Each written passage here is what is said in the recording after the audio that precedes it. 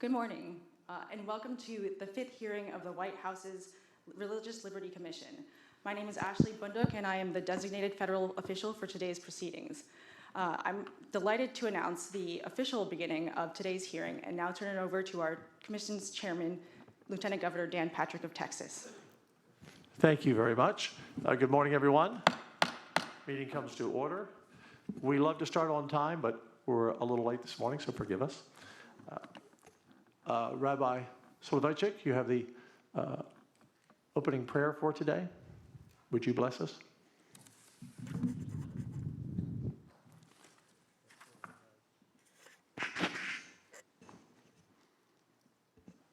Please join me in prayer. Ribono shel olam, Almighty God, your servant David sang in his Psalms, Hinei ma tov u'ma na'im, shevet achim gam yachad. Behold, how pleasant and goodly it is when brethren dwell together in unity.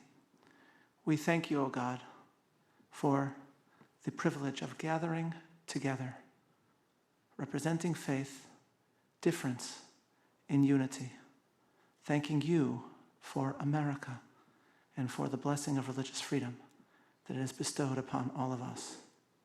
We thank you as well for the privilege and the obligation of gathering together, charged by the President of the United States to protect faith and to protect the vulnerable and the minority religious communities in our society.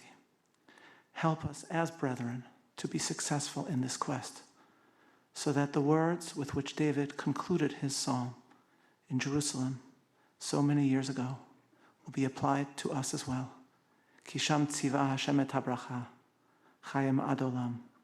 For there God has placed his blessing, a source of life everlasting. Amen. Amen. Thank you.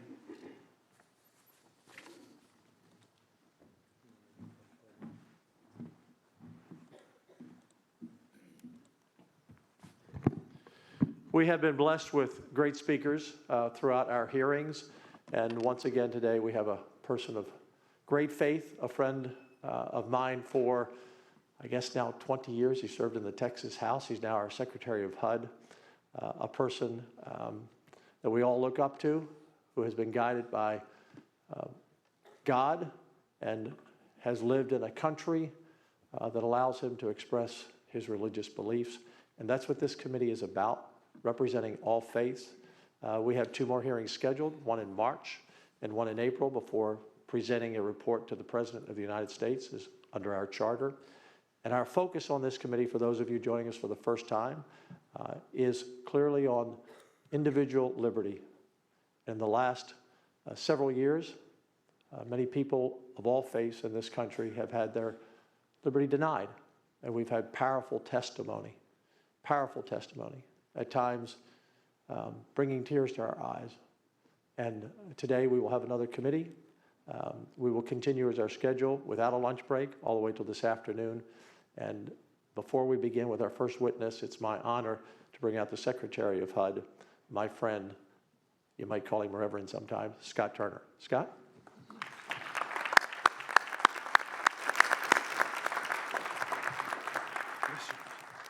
Well, good morning. Thank you, Governor Patrick, Dr. Carson, and commissioners. It's so great to be with all of you here this morning. You know, freedom of religion is enshrined in the First Amendment as America's first freedom. It is not an afterthought, but it was a declaration of priority. It's the foundation on which all other freedoms depend on. And Governor Patrick, you spoke of this in your remarks in Davos. The liberty to worship God is grounded in our freedom to assemble. As a deeply personal and inherent right, a government that tramples such vital rights will treat nothing as sacred. President Ronald Reagan once declared, freedom is never more than one generation away from extinction. We have witnessed firsthand the onslaught of what just 4 years of the Biden regime could accomplish. And the enemies of faith have no intent to stop with their systematic dismantling of our Constitution and the freedom of our forefathers that they fought for. That's why President Trump has made the protection of America's foundational freedom a clear and unapologetic priority, and I thank him. Today marks exactly 1 year and 3 days that the president signed the Eradicate an Anti-Christian Bias executive order, which reverses the Biden administration's hostility towards believers. No longer will we turn a blind eye. At HUD, our Center of Faith has been integral to carrying out this executive order. To eradicate literally means to pull up by the roots. Eradicate means to pull up by the roots, and that's exactly what we've done in anti-Christian bias at HUD. Through this work, we've invited faith-based organizations back to the table. Many years, faith-based organizations were not allowed to come to the table. After the Biden administration shut them out for many years, they were stiff-armed, but no longer. We'll welcome them back to the table. I have personally witnessed and seen our faith-based groups and organizations care for our homeless neighbors around the country. I've seen them help Americans recover from addiction. I've seen them provide food and shelter to the most vulnerable people in our country. The Trump administration is restoring the founders' intent to permit the free exercise of faith. The free exercise of faith. The growing threat across America is the intimidation and the threatening of those who seek to assemble freely, to live freely. And that's exactly what is being done in targeting of our Jewish neighbors and the Jewish faith. The October 7th massacre in Israel, it was a wake-up call. Not only for our Jewish brothers and sisters, but for all people around the world, that hate is still alive and well. The shooting in Bondi Beach, Australia, was a reminder that if we leave this hatred unchecked, the next anti-Semitic massacre could very well take place in our homeland. We will no longer leave it unchecked. Accountability is on the rise. A recent report found that more than 3 in 4 American Jews felt less safe in our country following October the 7th. And almost half of Jewish college students feel threatened on their campus, or they feel pressured to hide their Jewish identity to avoid harassment. Jewish students, all students, should feel safe and secure on college campuses. Hate is learned, and college campuses across the country are fomenting it. It's an incubator. They're instigating the spirit of hate. We've all watched the anti-Semitic rioters turn American campuses into battlefields, viciously attacking Jewish students, vandalizing historic monuments and buildings, invading classes, ruining graduation ceremonies, and harassing innocent students who just want to go about their day. No longer will we turn a blind eye to these activities. President Trump acted swiftly upon his return to the White House to combat this wave of anti-Semitism. He signed an executive order to restore order and make clear that the glorification of terrorists and brutality against Jewish Americans will no longer be tolerated. The Task Force to Combat Anti-Semitism, which the DOJ has played a central part, has been crucial in fighting this battle, and I want to thank everyone who is part of this fight. It's a battle that President Trump will continue to wage for Jewish Americans, for Christians, and for all Americans of all faith whose First Amendment freedoms are under attack. You know, it's fitting that we're here at the Museum of the Bible. The Word of God is powerful. Amen? Amen.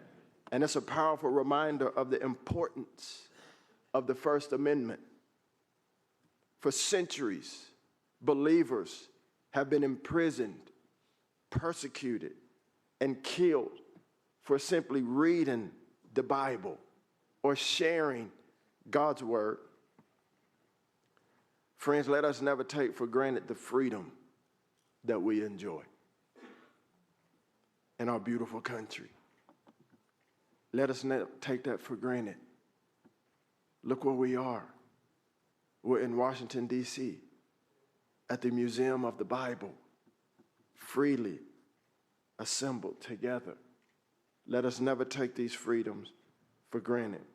I'm grateful to the president and to this entire administration who embrace this responsibility and are committed to protecting Americans' freedom of religion.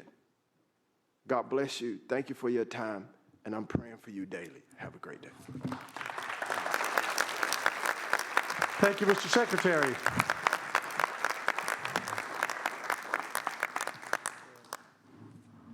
I told you he had a little bit of preaching in him.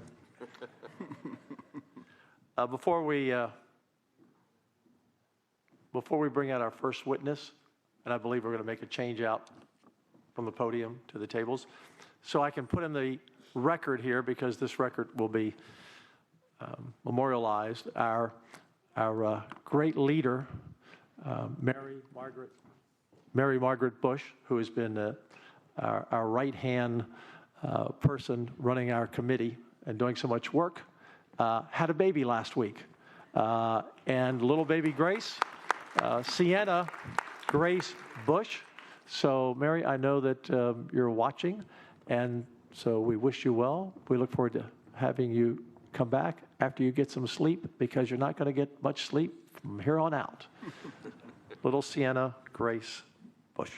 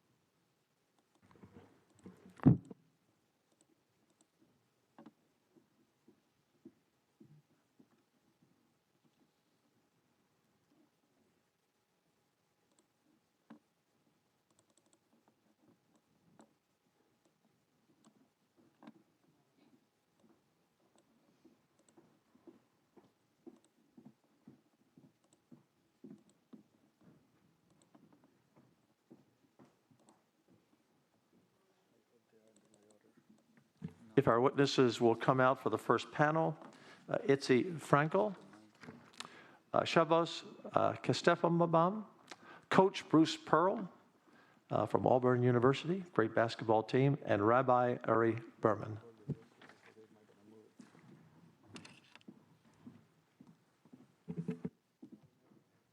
Good morning, gentlemen. Itzi, you are first up to give your testimony. Welcome.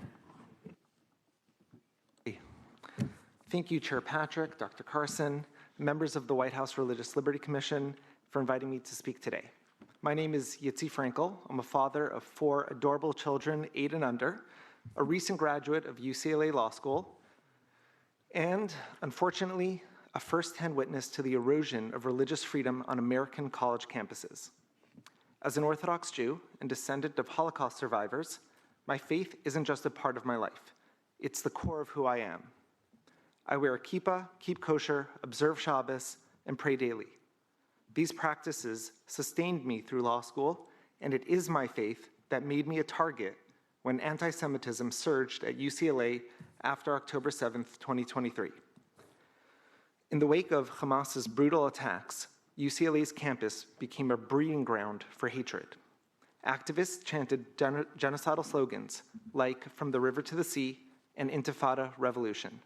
Jews at UCLA witnessed classmates smashing a piñata of Prime Minister Netanyahu while yelling, "Beat that effing Jew." But the worst came in spring 2024, when activists set up an encampment on Royce Quad, the heart of campus, and created a Jew exclusion zone. Masked enforcers set up checkpoints, barricades, and required wristbands for entry.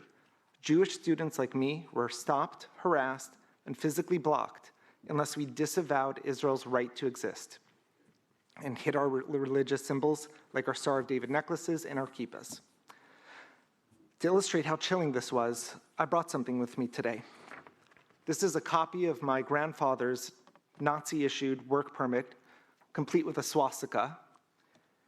This was the only paper that allowed my grandfather to pass safely. It has a non-Jewish identification, My grandfather, Solomon Frankel, had to hide his Jewish identity and go by a non-Jewish name, Ivan Bondrovsky. It is the greatest pride in my life and a rebuke to Hitler and the Nazis that 80 years after the Holocaust, I had the honor to name my son after my grandfather. He now proudly carries the name Solomon Frankel. These same 80 years later, on an American college campus, I was shocked that I was expected to wear an activist-approved wristband and disavow my Jewish faith, just to access public spaces. This is not the first time someone in my family has needed the correct identification to pass safely. We must ensure it is the last. 80 years after the Holocaust, many of my Jewish classmates lived in fear on an American college campus. The way I was treated as a Jew on UCLA's campus violated my rights to freely exercise my religion in public, turning UCLA into a place of contempt rather than learning. This wasn't just mob rule. This was enabled by institutional failure. UCLA's administration didn't just stand by. They actively aided the exclusion.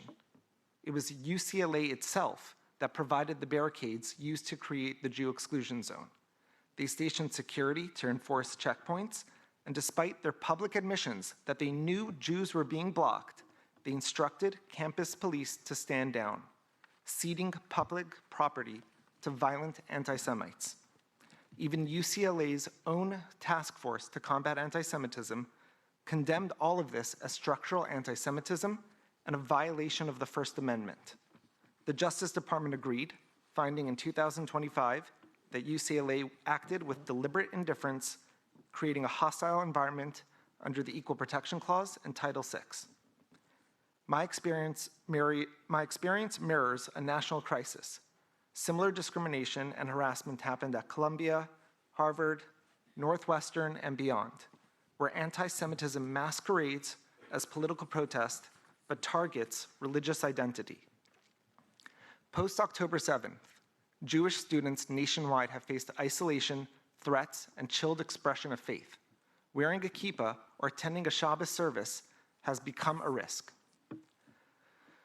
That's why, with the help of brilliant attorneys at the Beckett Fund for Religious Liberty, Clement and Murphy, and Davis Polk, I sued UCLA alongside 2 other students and a professor. We brought numerous claims, including under the First Amendment Free Exercise Clause and the KKK Act.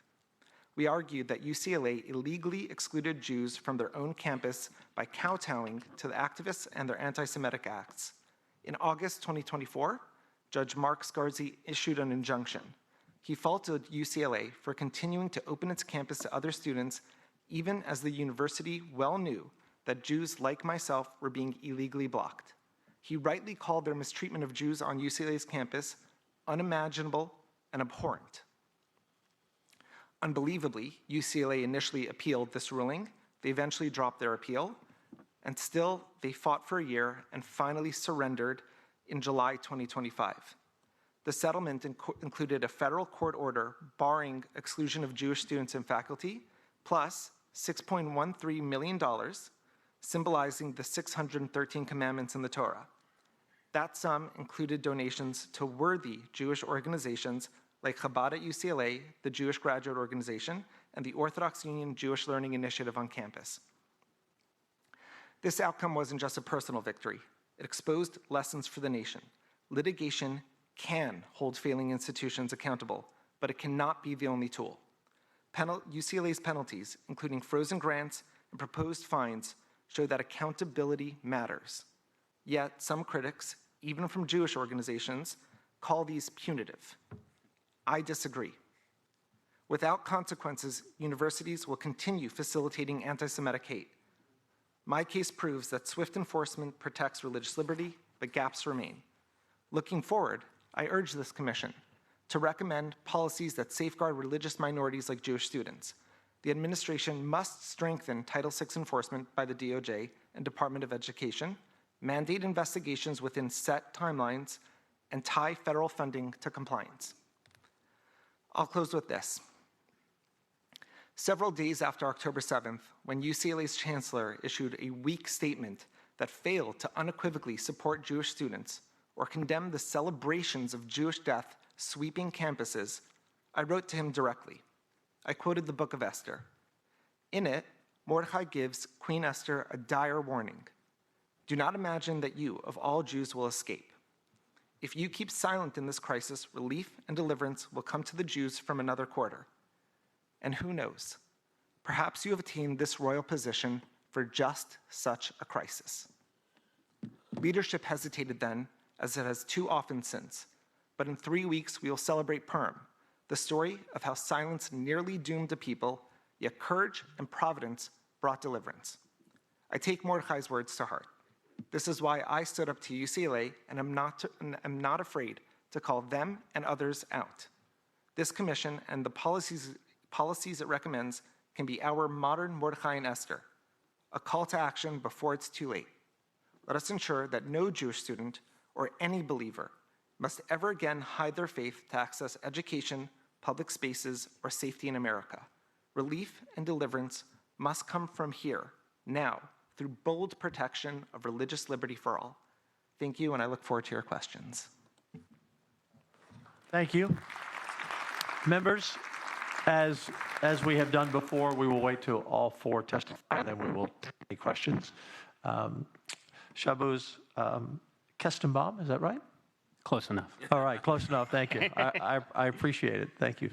For sure. Well, let me start off firstly by saying that in Jewish theology, when we wake up, we say a prayer that is called Modeh Ani, which is literally translated as thankful am I. And the rabbinic commentators are always puzzled by that phraseology, because it should not be Modeh Ani, thankful am I, but Ani Modeh, I am thankful. And the lesson we learn is before we can say anything, before we go about our day, the very first thing is we must show appreciation. So before I even get to the testimony, I just want to say what a remarkable breath of fresh air this commission and this hearing is. As a individual who registered to vote as a Democrat the day I turned 18, nobody's perfect, we could not get help from the Biden-Harris administration. They did not lift a finger as American students were being denied access to education on their college campuses. And I remember on the campaign trail when President Trump said that religious liberties would be a priority when he gets into office. And this is a testament to the fact that the promises made on the campaign trail have in fact become promises kept. All of you on this commission are a testament to that. Many of the individuals in this room, like Martin Marks, like Jennifer Korn, like Leo Terrell, like Harmeet Dillon, like Dr. Sebastian Gorka, you have been fighting the fight that I wish the previous administration would have cared to fight as well. So first and foremost, thank you for doing this. The second point I want to say is that in 1790, President George Washington writes a letter to the largest Jewish community in the United States, numbering 25 families in Newport, Rhode Island. And he says, here in the United States, we want you, as descendants of Abraham, to come to our country and practice your faith, because in his own words, quote, bigotry will be granted no sanction and persecution no assistance. And how shocked and how embarrassed and how appalled would President Washington and President Adams and President Jefferson and our founding fathers be today to know that in the 21st century, American students and American citizens were denied access to education because of their religious identity, and the people denying them that access were those who were allegedly in the upper echelons of our society, the most elite, the most progressive, the most well-educated. Why do we care about Harvard and UCLA and Columbia and Penn and all these other morally bankrupt institutions? It's because these are institutions that purport to train the next generation of American leaders. And by and large, they're not wrong. Statistically speaking, it's not an exaggeration at all to state I probably sat in a room at Harvard with a future congressman, a future senator, even a future president of the United States. And if these are America's future policymakers, if these are America's future judges and jurors, if these are America's future authors of the books your kids and grandkids will read, who are taught to hate Western civilization, to hate the founding of our country, and to hate other people based on their religious identity, then this is no longer simply a Jewy issue or an anti-Semitism issue, but this is an issue that cuts at the core of our American democracy, our liberal values, and our Western civilization. And I have to say, even though, of course, this hearing is focused on anti-Semitism, and I will get to that, I promise, I started a timer, but I do want to say that when chants at Oklahoma State of F the Mormons are being sprung out, that is an attack against the Jewish community. It's obviously an attack against the Mormon community, but it's also an attack on every single American. When we have in Long Beach, California, California just a week ago, a Catholic school being vandalized to the point whereby they can't even renovate the school anymore. That is not merely an attack on the Catholic community, but it's an attack on the Jewish community, and it's an attack on every single American. And that, unfortunately, brings me to Harvard University. I will, in the interest of time, skip to October 7th, which was not only the largest massacre of Jews since the Holocaust, but it was also a massacre in which 45 American citizens were butchered by the rapist Islamic regime of Hamas. And I just want to quote what was happening on the night of October 7th amongst the most educated, the most elite, and the most progressive of our society. Quote, 2 days after Hamas's deadly attack on Israel last year, senior administrators at Harvard University wrestled with how to respond. Drafting a public statement, they edited out the word violent to describe the attack when a dean complained that it, quote, sounded like assigning blame. They debated whether to explicitly disown a declaration by some Harvard student groups that Israel was responsible for the violence, but ultimately they decided not to. And when they did eventually come out with their statement, it did not, in fact, include the word violent. The largest demonstration I saw at Harvard University was a few days after October 7th, where a masked student gets up in front of 1,000 students and professors, and he says Hamas, which is the only time Hamas was mentioned, is not a terrorist group. We will look upon them as freedom fighters. Who are we to condemn the resistance? And note the immediate reaction is of the 1,000 students and professors, thunderous applause, not one things to challenge, to condemn, to walk out of that statement. It is no coincidence, therefore, that 2 weeks after that statement, a Jewish Israeli student was physically assaulted on Harvard Business School. You can watch the footage. It's free on YouTube. The assailants of that attack, one of them was awarded a $65,000 fellowship by Harvard Law School to intern at the Council on American Islamic Relations, which has noted ties to Hamas and the Muslim Brotherhood. And the other assailant was given the honor of being class marshal at Harvard's graduation. It's no coincidence that 3 weeks after that, an Israeli student at Harvard was told by her professor to leave the classroom because her nationality made other students uncomfortable. It's no coincidence that a month after that, a Jewish American citizen at Harvard was spat on for wearing a yarmulke.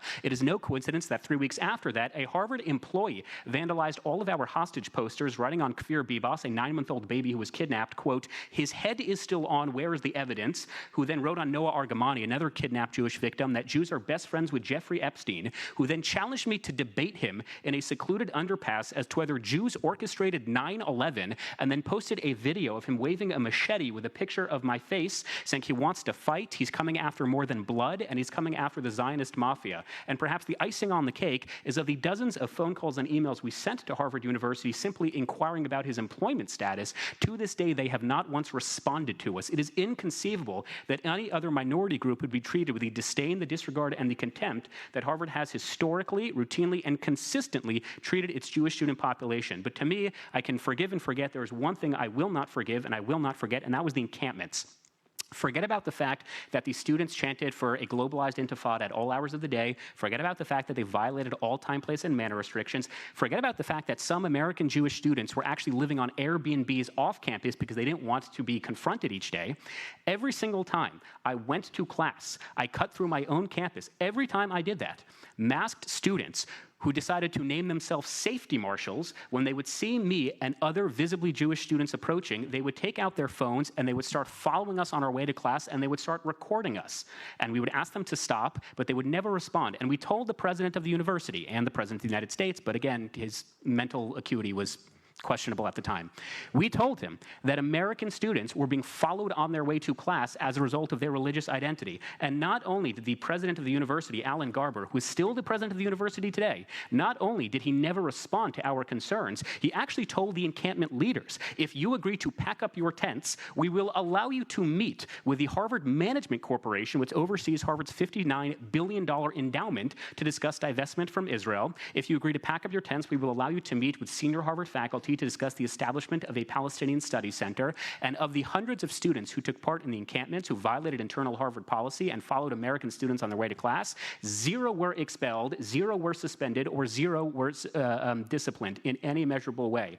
The message that Alan Garber told American students was, if you call for an intifada loud enough, and if you follow American Jewish students long enough, and if you vandalize enough private property, at one point, the encampment students at Harvard University tried using bolt cutters to try to break open the locks on Harvard's gates. Says President Alan Garber, if you do all of those things, we will grant you a seat at the table, which is why we filed a civil rights lawsuit against the university.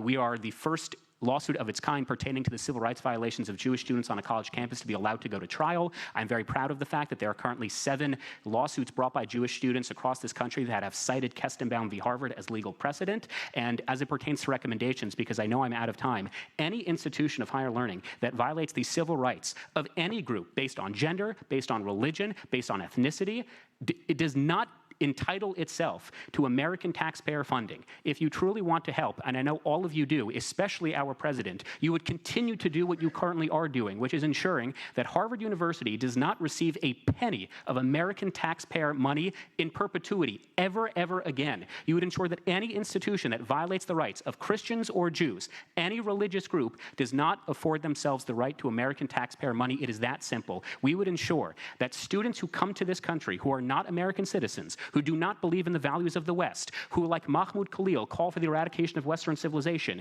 are not allowed within 50 feet of this country. They are not Americans. They do not stand by American ideals, and we have no obligation to bring them into our country. And I will end by how I opened, which is an attack on one Christian is an attack on one Jew, and an attack on one Jew is an attack on one Christian. We are in this together. And post Charlie Kirk, who is a remarkable role model, not just for me, but for millions of young men and women across this country, there has been a dearth of role models, of people who tell young people the value, the importance, the meaningfulness of having religion in their lives. And I would encourage as well that this commission seriously look into the ways that we can encourage Gen Z men in particular to be better as it pertains to their religious affiliation. America was founded predominantly by Christians, by a shared Hebraic tradition and Judeo-Christian values, and I know as an Orthodox Jew, America would be a much stronger and better country if more young Christian men went to church, if more young Christian men studied and learned the New Testament and the Old Testament, and if young Christian men believed and learned the values of and teachings of Jesus. So I want to thank all of you for doing what the previous administration did not do and recognizing the fundamental importance of religious liberties in our country. Thank you. Our next witness, Coach Bruce Pearl from Auburn, and I must confess, my brother and sister-in-law live in Auburn, and they're big fans and never miss a game. And you finally convinced them to watch a committee on religious liberty, so thank you. You are the founder of the Jewish Coaches Association. Coach, you're up. Well, thank you for inviting me to speak today, and thank you all very much for your work.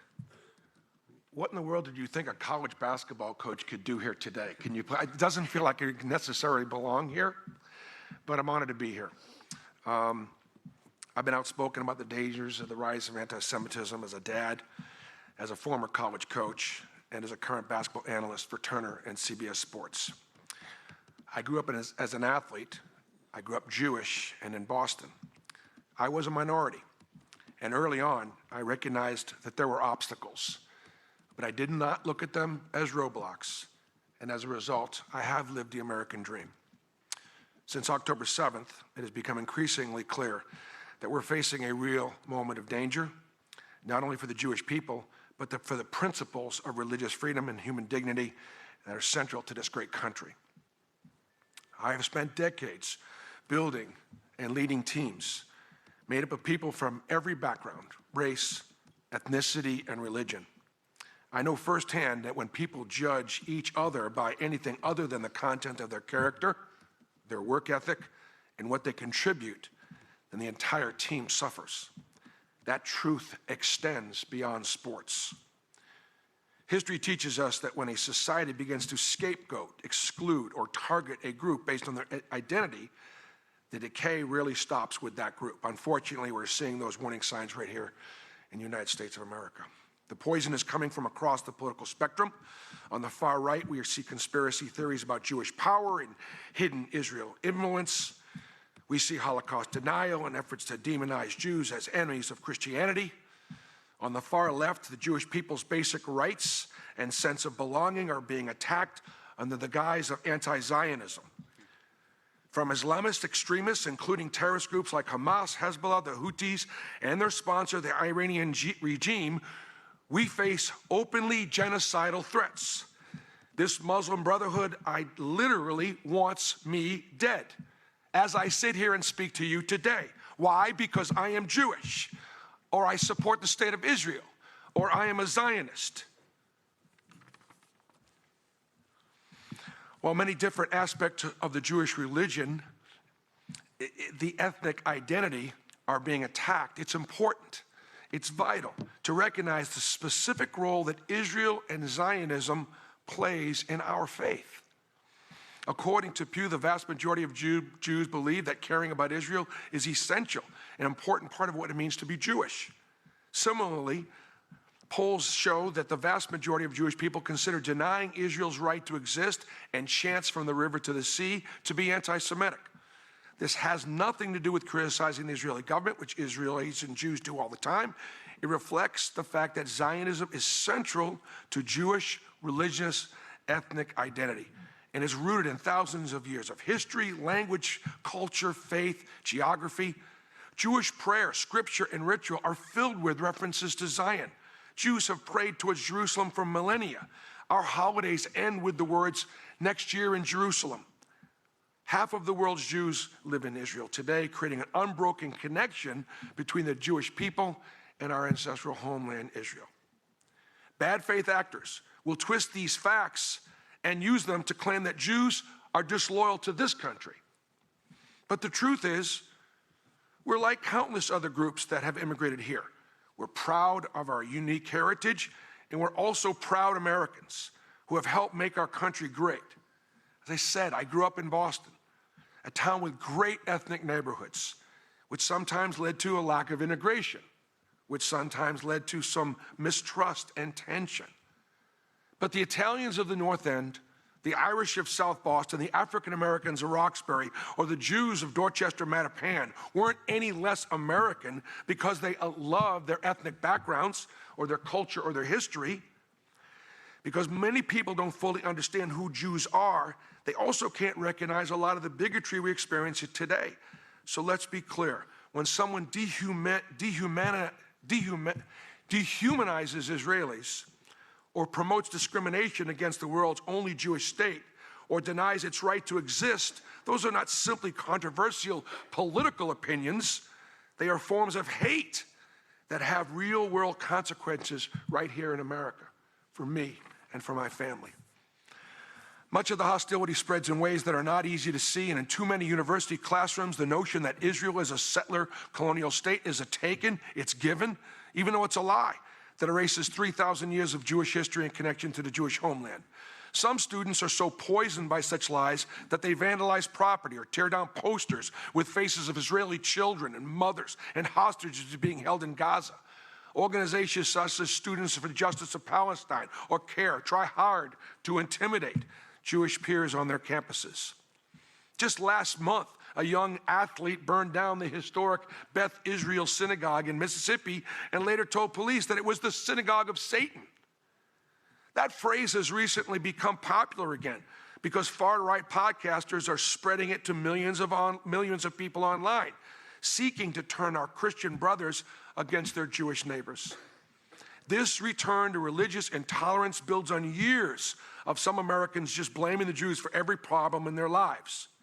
Replacement theology takes the Old Testament and Jesus' life on this earth as a Jew out, and it replaces it with the church only, with America only, and with white only.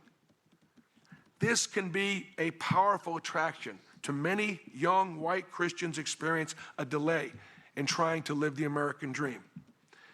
The end result of all the disinformation and radicalization is deadly violence. Last year, a far-left terrorist murdered a young couple, Yaron Lashinsky and Sarah Milgram, outside the Capitol Jewish Museum, just a few blocks away. I was in D.C. that morning, speaking to members of Congress in the Capitol. We were celebrating Jewish Heritage Month with the Combating Anti-Semitism movement. That could have easily been me. And with the entire life in front of Yaron and Sarah, if given the option, I wish it was me. I will leave here today with my head on a swivel. I recognize that I'm a target. You think I'm exaggerating? In Boulder, Colorado, an Islamist terrorist hurled Molotov cocktails at participants who were part of a weekly solidarity walk, just calling for the release of hostages, many of them Americans. The terrorists ended up murdering 82-year-old Karen Diamond, a Holocaust survivor who came to this country for a better life and was murdered by the same hate that fueled Nazi Germany. In 2018 and 19, white supremacist terrorists targeted synagogues in Pittsburgh and Poway, murdering 12 Jewish worshipers. This is not who we are, but it is who we will become if we don't take dramatic and urgent actions to fight anti-Semitism now. This commission and our federal government and American Jewry have an essential role to play in that fight right here and right now. First, civil rights laws must be fully enforced and applied consistently and even-handedly for the protection of all groups, including Jewish Americans.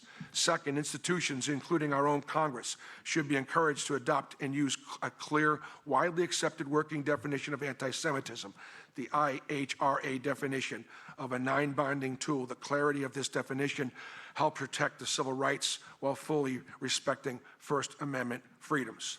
And third, Jews in America must do more than report anti-Semitic incidents.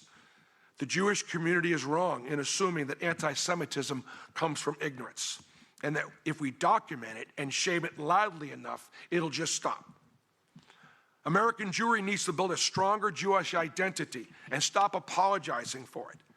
Our success is an example of the American dream. Our thriving, our educating, our contributing has and will continue to make America great. We need Jews to participate in Jewish life, to support day schools and camps, synagogues and temples, visit Israel and support the state of Israel and stop apologizing for it.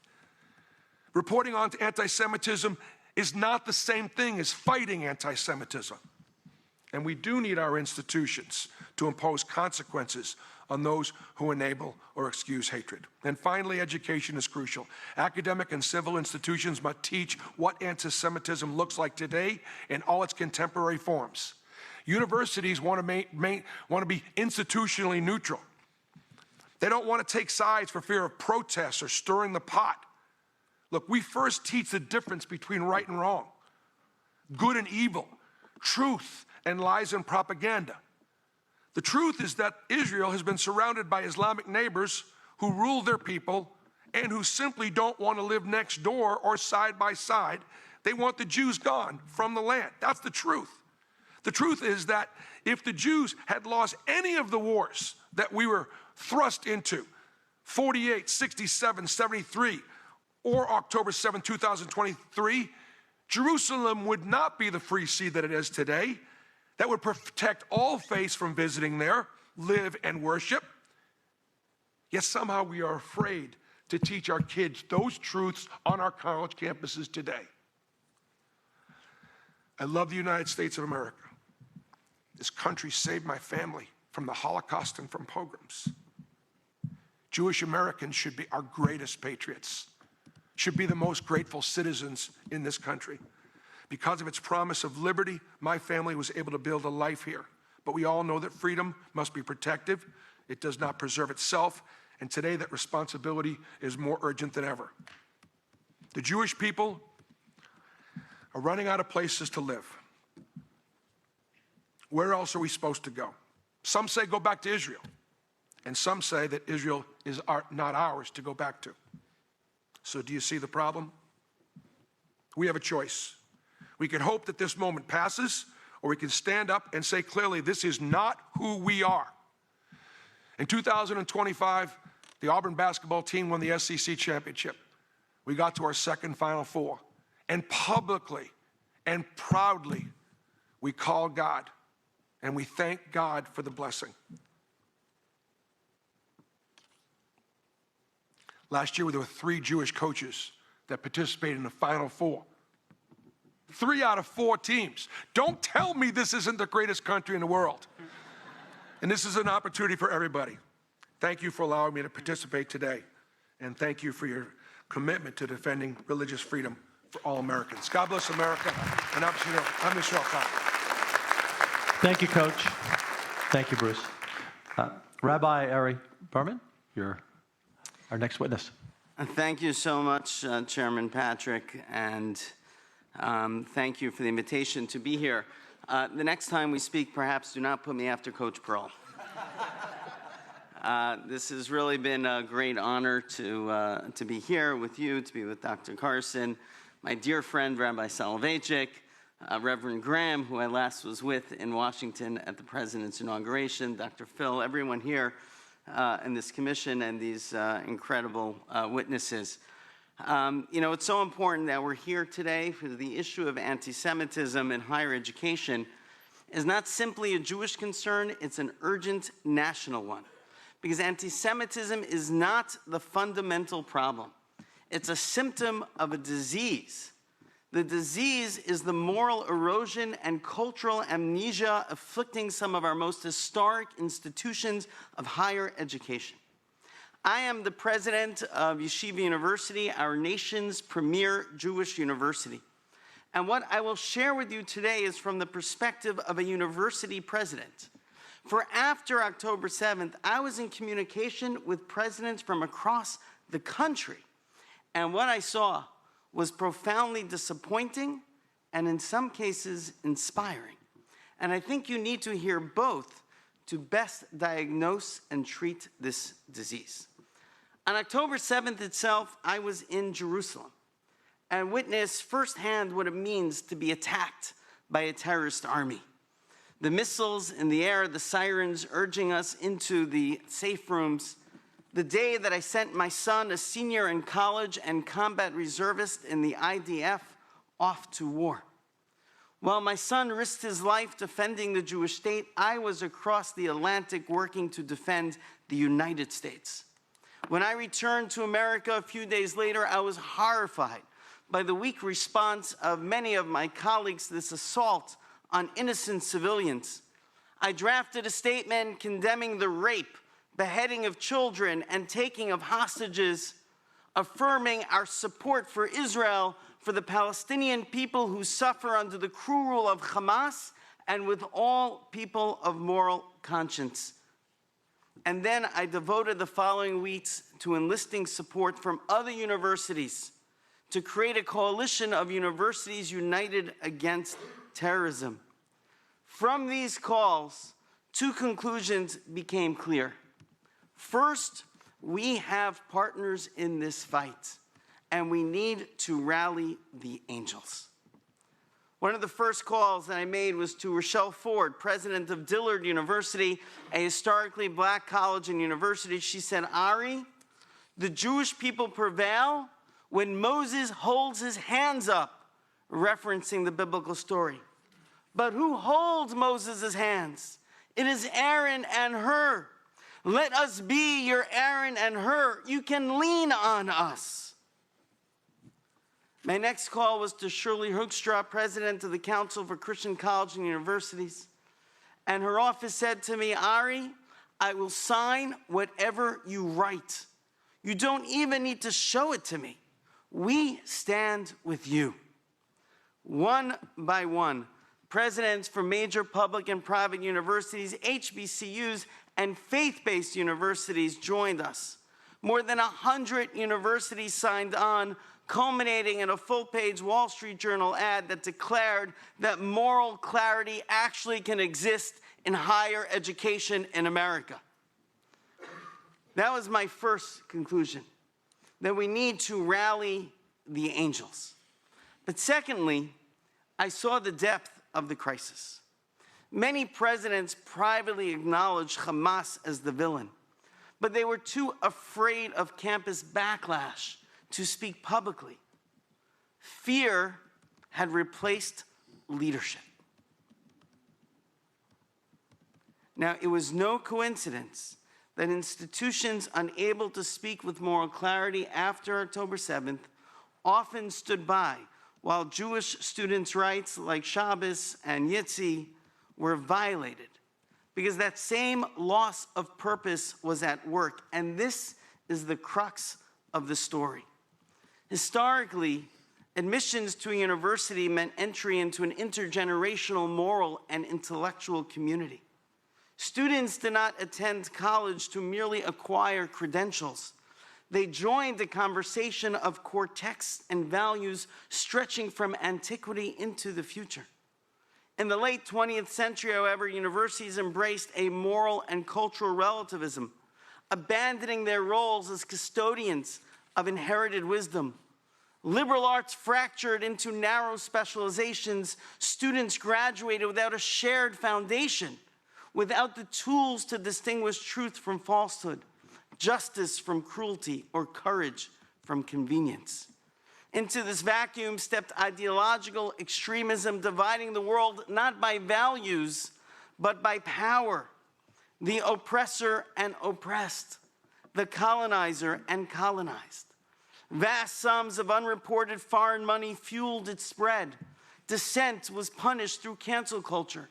And Jews, among history's most persecuted people, were startlingly cast as oppressors, while Hamas, among the world's most brutal terrorists, were perversely recast as the oppressed.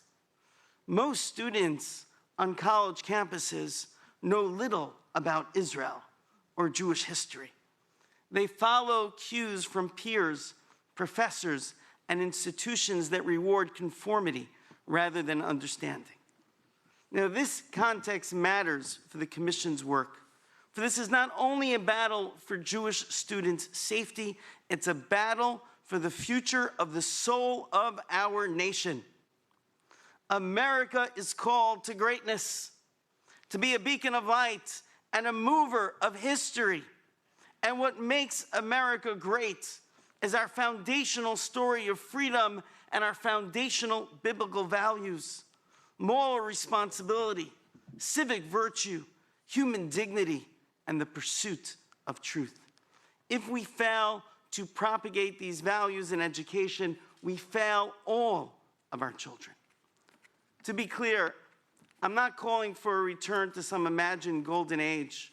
Ours is a nation conceived and promised not perfection, but that promise advances only when we stand on the values that made it possible and carry them forward with clarity and courage.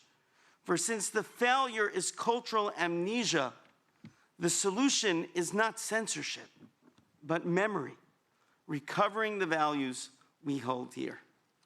And here's the good news.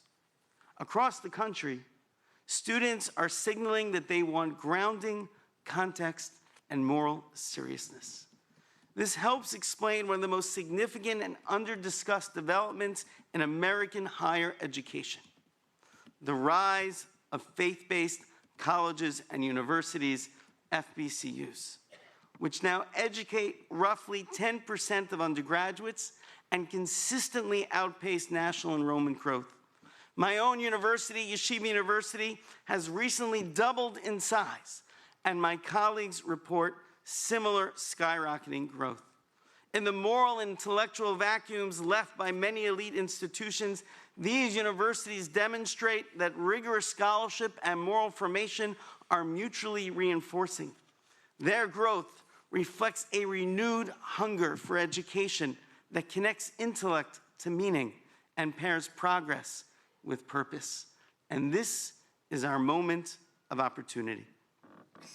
As I mentioned during my benediction at the President's inauguration, Americans are searching for meaning. We need to rise to meet this moment. We need to build a coalition of angels. In addition to governing the universities that are failing to protect their Jewish students' civil liberties, we must also gather and strengthen those that successfully transmit America's story and American values. A government initiative to fund faith-based colleges and universities, especially for research engaging questions of faith, would be one way to support this effort. In summary, anti-Semitism on campus will not be defeated by defensive policies alone. It will be defeated when universities understand themselves as moral actors, shaping judgment, character, and civic conscience. When institutions recover the courage to speak clearly about right and wrong, truth and falsehood, dignity and hatred, then Jewish students and all students will flourish. Outside my office door hangs a letter from Thomas Jefferson to Mordecai Noah addressing anti-Semitism.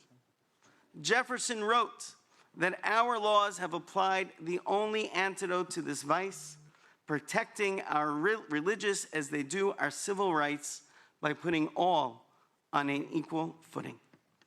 And then he added 6 words that summon us today. But more remains to be done. That unfinished work is now ours. To ensure universities renew America's moral inheritance, to see that freedom is not emptied of meaning nor equality stripped of conscience, to fulfill America's promise, not only by laws, but by the values we teach, the courage we model, and the future we choose to form. Thank you, Rabbi. Members, we'll open up for questions. Kelly, your light's on.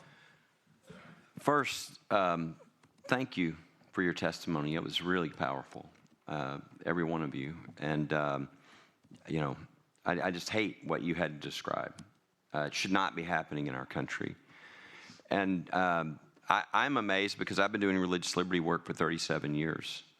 And I saw this start to get worse. We have synagogue cases all over the country. They just want to build a synagogue. They just want to have their synagogue.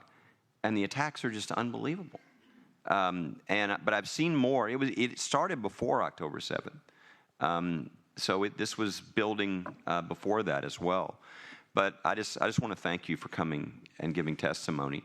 And Coach Pearl, I also want to say something. There was an incident at Auburn.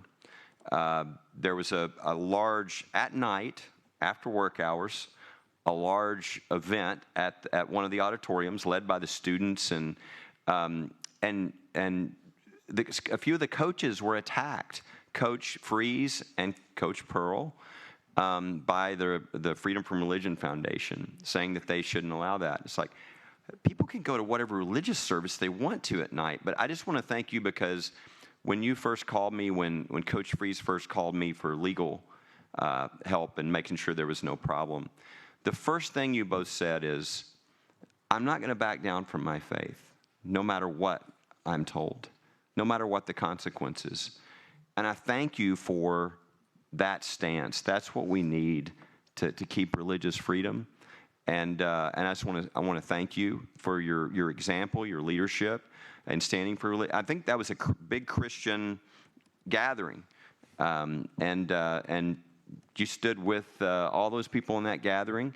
And then the last thing I'll say, just if anybody has any ideas, I've been trying to write down any recommendations, and I know there's a mention of enforcing civil rights.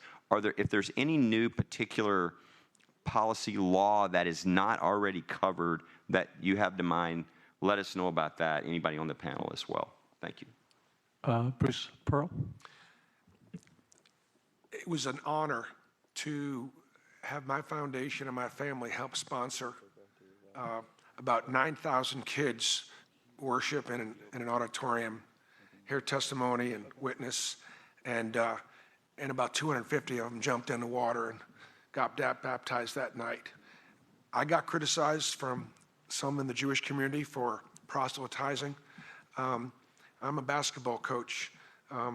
Most of my kids are Christian. I've got a few Jewish kids on my team, but I have always had a team pastor, and I want my kids to get closer to the Lord. There is a revival going on in this country, and I think it's actually going to save our country, and it's a wonderful, wonderful thing. But my message, and so it was amazing. That event's called Unite, and Tanya and Chad Pruitt have taken that event all throughout the country, and it's wonderful. This may be uncomfortable to hear, but again, my job is to bring people together, players together from different types. Abraham is the father of all. For me, being in a Christian world, I'm always talking to my Christian friends. I'll say, so, who are you having over for Passover this year? And they'll say, Coach, we're not Jewish. I said, you're always telling me you want to be more like Jesus. All the time you want to be more like Jesus. Jesus celebrated Passover every year of his life, right? He held the door open for Elijah. Why aren't you celebrating Passover? And again, it's a way of obviously, connecting us. I tell people all the time, do you know the two most popular Jews in Alabama are? Me and Jesus. These things connect us. They connect us. I believe that we should embrace them. I think it just brings us closer together. And I do remind people that 12 Jewish men died horrific deaths bringing Christianity to the world. Those are facts. Read your Bible. Again, these are things that should unite us. And you're right, guys, we have allies. We have friends.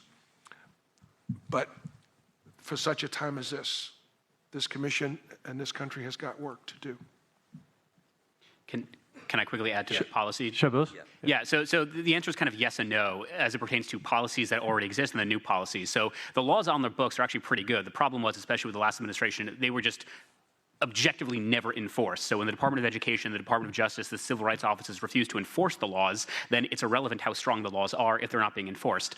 So for example, President Eisenhower, after Brown v. Board of Education, told racist schools in the South, if you do not integrate your schools, we will cut off all federal funding to those schools. And interestingly enough, the segregationists use the argument that Harvard University is using now, which is that is going to affect innocent white students who did nothing wrong. And President Eisenhower's response was, that's too damn bad. Make sure you have black kids in your class on Monday. And lo and behold, that's exactly what they did, and they did not get a single penny in federal funds being cut. President Obama and then Vice President Joe Biden did the exact same thing with college campuses. They said in 2014 that 1 in 3 women would experience some form of sexual harassment on campuses. Therefore, they had a whole college tour, and they told these colleges, if you do not eradicate the systemic and pervasive nature of sexual harassment, we will cut off all federal funding. And lo and behold, all of the colleges reported plans to the federal government as to what they would do to combat sexual harassment. President Trump has done the exact same thing, but for whatever reason, he's wrong to do it now, even though there's strong precedent of American presidents doing that thing. The expenditure of federal dollars is also a manifestation of our values.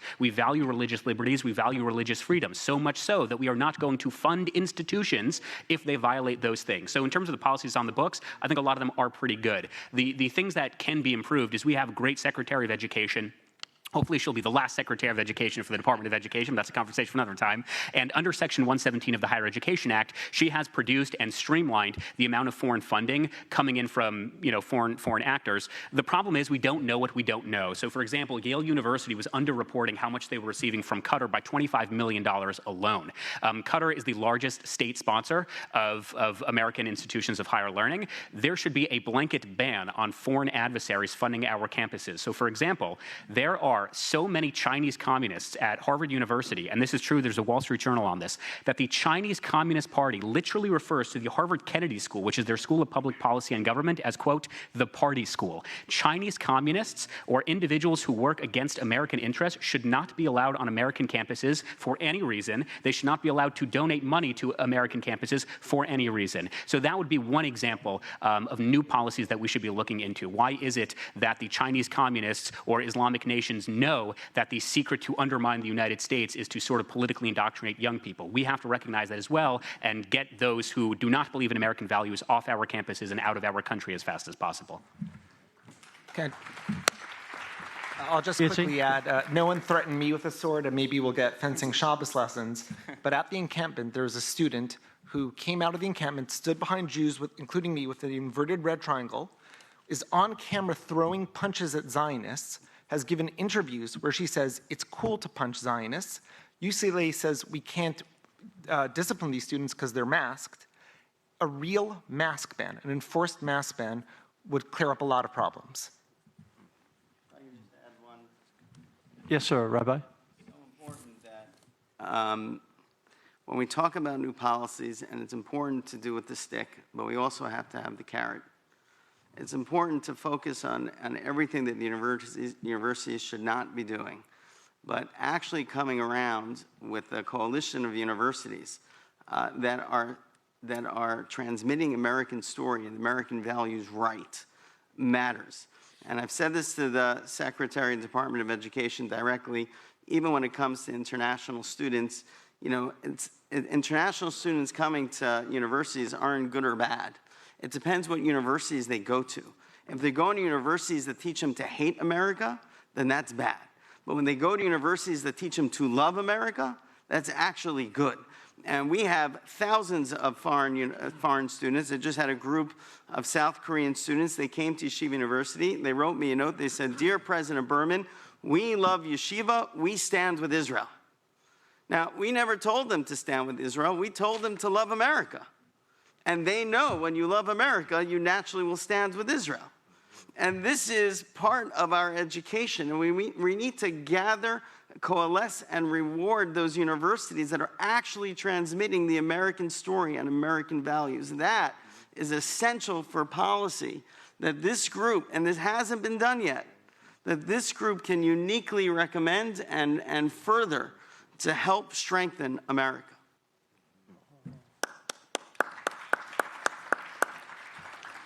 Dealing with the question or the issue of finance, I can tell you as the president of the Senate in Texas, who oversees a $180 billion budget, if I want to get the presidents and the chancellors to Austin immediately on their jets, all I have to do is say, your funding is going to be cut.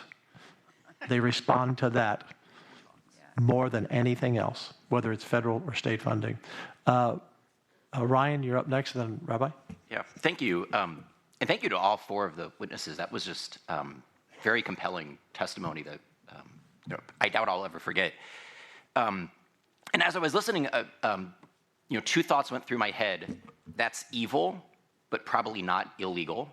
And that's evil and probably illegal. In terms of what you were describing as what you experienced on campus. And then, of course, the stuff that was evil and illegal, you didn't have anybody, either campus leadership or in the Biden administration, that would actually enforce the law. And I guess my question, and it's for anyone who wants to answer it, how should we as a commission, and how should, ultimately we're offering advice to the Trump administration, how should we think about where that line is between evil but legal versus evil but illegal?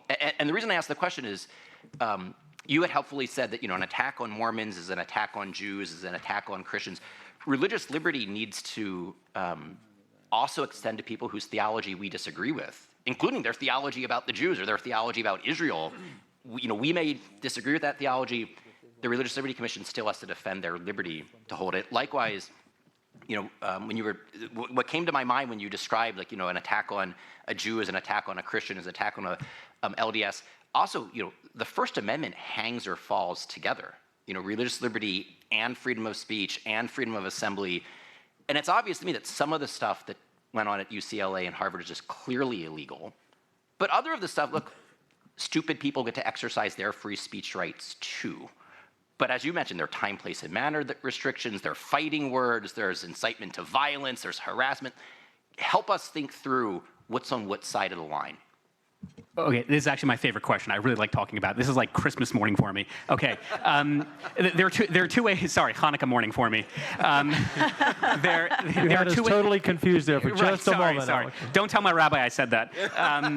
There are two ways of answering the question. I want to first focus on Harvard University and then broadly apply that to the American legal system. So I find it really remarkable that the attacks on American Jews, myself and Yitzi in particular, have been that we're trying to silence free speech. I find that remarkable because on our college campuses, the only people who have ever silenced our classrooms, who've disrupted our learning, were those calling for an intifada. I cannot point to a single Jewish student on a single American campus who drew swastikas at the Muslim Student Association, who threw rocks through dorm buildings, who pitched encampments in the middle of the quad and disrupted lectures. I can't point to a single one. Unfortunately, I could point to almost every single anti-Israel group on a college campus. The second point, as it pertains to Harvard University, is there was a study done by the Foundation for Individual Rights and Expressions 4 years ago, FIRE. And FIRE ranked 248 American universities as to how well they committed themselves to free speech and the First Amendment. Out of 248 American universities, Harvard was ranked 248th. They were ranked dead last. This is an institution that when you enroll as a freshman, you have mandatory training where you are told that fat phobia, that sizeism, and that ableism are grounds for discipline. You are told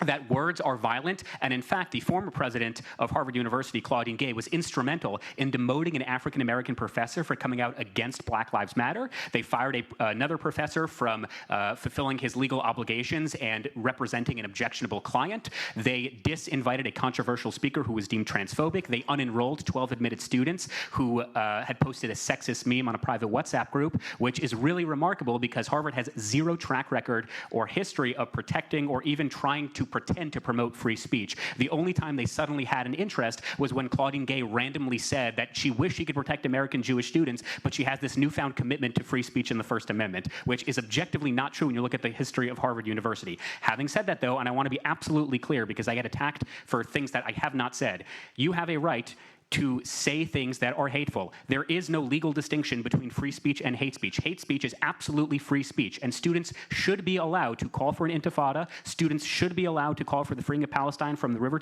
They should be allowed to do those things. The problem is the double standard. So Harvard University will tell students from day one, there are certain things you can't say. So you cannot engage in sizeism, whatever that is. You cannot engage in ableism. You cannot engage in fat phobia. But the only exception they make is anti-Semitism. So all we are asking for is a standard that is applied equally. If you want to say that all speech is fine, then great. I would be in favor of that. Students should be allowed to call for an intifada. But if you want to make the distinction that we will unenroll you if you are a sexist, but we will promote you if you are an anti-Semite, what we are calling out is not the speech. What we are calling out is the hypocrisy. You have a right in America to hate Jews. I don't recommend it, but you can do it. You should be able to exercise that right. And this goes into a broader theological problem that I think our country is facing, which is if young people in particular, which, Coach, you brought this up, if they truly believe that I will never get ahead in life, I will never have a successful relationship, I will never get a good-paying job or find a wife because something the Jews, then they will tap out of society. They will give up their role in building a better life for themselves and for their community. That's why I care so much about anti-Semitism, not because it's mean words to me. I mean, I don't like the death threats, but it's more so because I recognize that this is fundamentally a cancer for Gen Z and Gen Z men in particular. If they truly believe that there is a cabal of Jews who control their lives, then it is no wonder they have higher rates of depression, higher rates of anxiety, and engage, whether it's in the far left or in the far right, in actual violence. That's why it is so problematic. It's not merely a Jewish problem. It is a profoundly and uniquely American problem as well. Let me go to some more questions. I'm going to try to, we started late. I'm going to try to keep us on time, but we have more questions. But go ahead, please. We'll just shorten our answers a little bit. Really quickly, I'm not a judicial scholar. The only way I'll ever make a bench is if Coach Pearl puts me on the team. But when deciding between my free rights to cross campus and their free rights to call for intifada and block me, UCLA turned off the sprinklers. Let's go to Rabbi. Did you still have your light on? And then I'm going to come to you, Dr. Phil, and then Dr. Carson. First, I want to express my gratitude to all the witnesses, and I want to thank the chair for his leadership. As we prepare to do our duty, which is to advise the president and the administration, it struck me, especially as Roy Berman was speaking, that part and parcel of addressing the endangerment of religious liberty in America when it comes to Jews in America or when it comes to all sorts of faith communities in America, part and parcel of that is addressing education in America. And while an essential aspect of the way the administration has to address this is focusing on what happens and what are the penalties that are applied to a university when the civil rights of any group within the student body is violated. We also have to think, as Ray Berman said, and this is really at the heart of all of your testimony, how do we nurture a teaching and a love of the heritage of the West in general and of the United States in particular, and thereby help foster the future leadership of this country. And so it seems to me, you do see this at the state level. States are thinking about this. How are we educating, and how are state universities educating when it comes to American history? And again, within the limits of the First Amendment, as Ryan described, how can the government support civic education at the highest level? Love of America, celebration of America. I know that President Trump's chair of the National Endowment for the Humanities has done wonderful work on this. And it seems to me, and it's just struck me for the first time sitting here, that recommendations in that regard, the positive along with the punitive, might be part and parcel of the recommendations that we make as to how to foster the future of religious freedom in America. And I'd love for reflections from any of you. Thank you. Any reflections? If they are short, but go ahead, Rabbi. I couldn't agree more, and this is essential for the future of our country. If we don't think about what's positive and how to gather universities who are doing it right, we are missing this opportunity because students are looking for it. And I just want to say, and it touches on Ryan's point, and also Rabbi Soloveitchik, in terms of the rights, it's not just about the rights, it's also about the purpose. And I tell presidents of universities all the time, there is no conflict between institutional neutrality and moral clarity. It is okay for a president to be able to say, I am institutionally neutral, but raping women and beheading children is morally wrong. And if they're not willing to say that, what does that tell you about the education that they're giving over to the students, to the purpose of their education? And that's why to rally the universities that see as part of their responsibility is civic and moral ethics as part of what they're doing, which is so essential in the formative times of their lives, right? That is who we need to promote and to support. And the government playing a role in that is essential today to move this story forward. Dr. Phil, and then Reverend, I'll come to you next, then Carrie, and then Dr. Ben. Thank you, Mr. Chairman. I'm not sure, given our schedule, that I have adequate time to say what I want to say here. Take all the time you need. You know, we're preparing a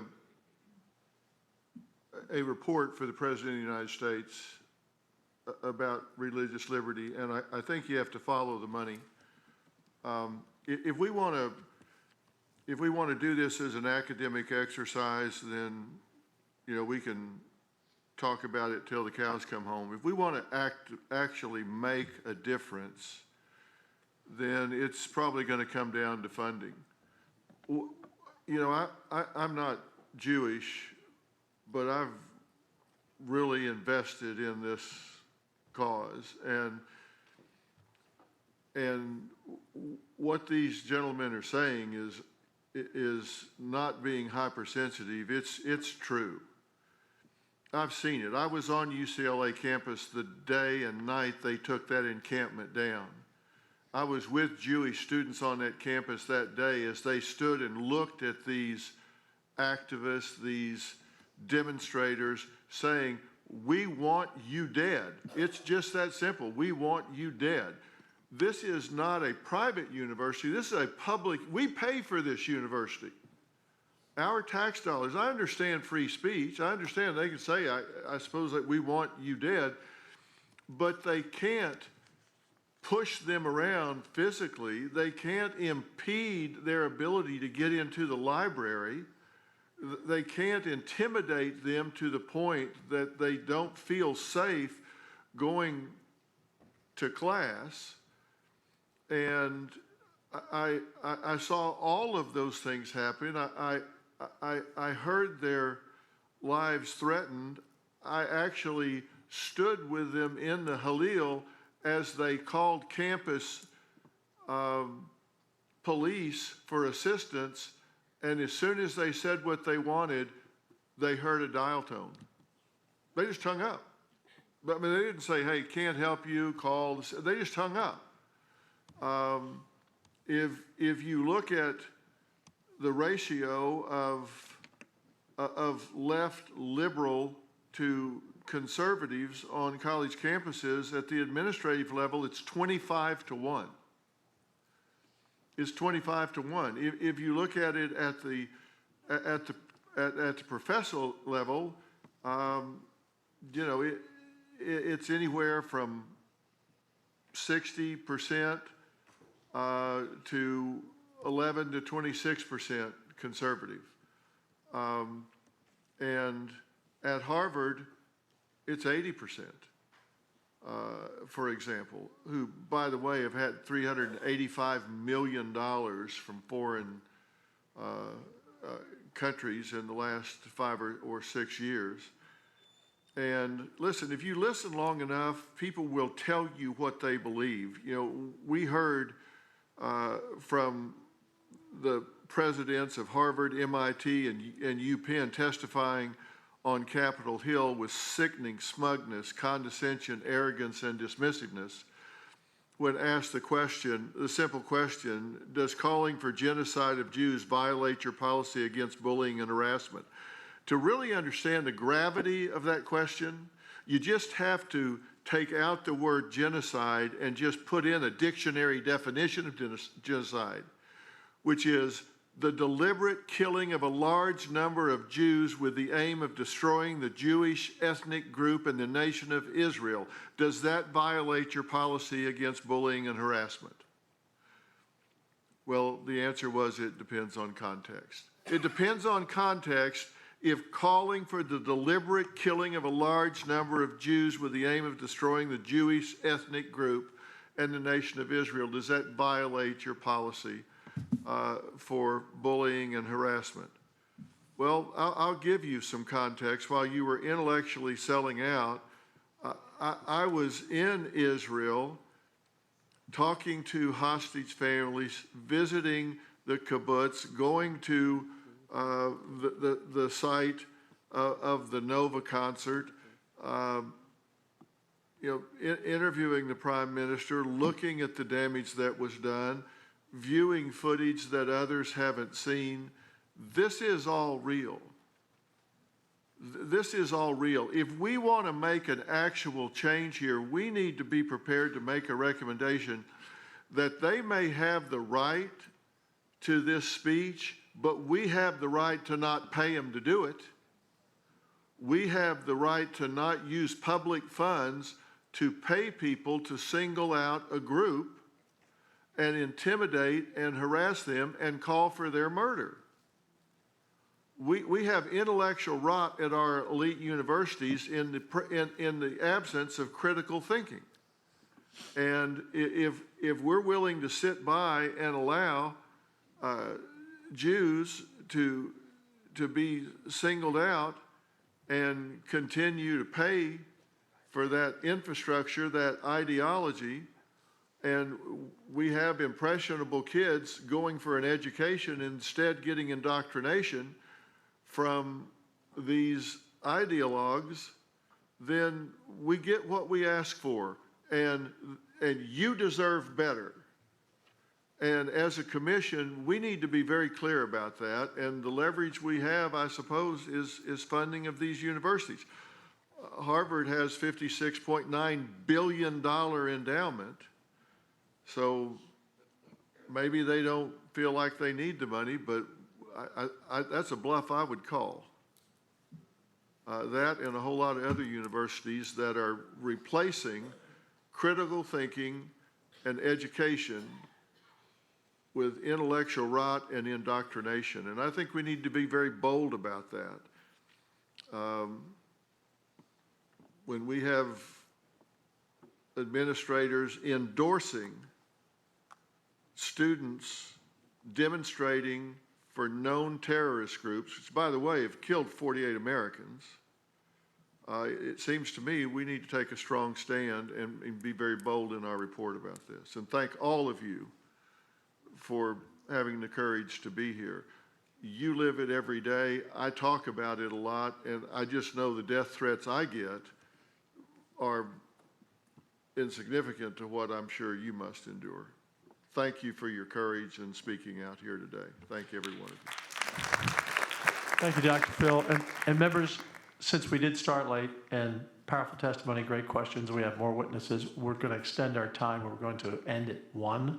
We'll go to 1:30 or 1:40. So if anyone has a flight they need to change, you can change that. Or if you had to leave at 1, I sure respect that.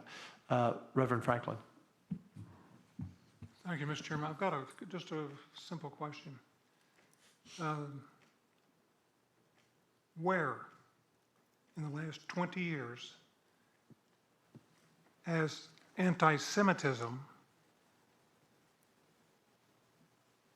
come from? Who's behind it?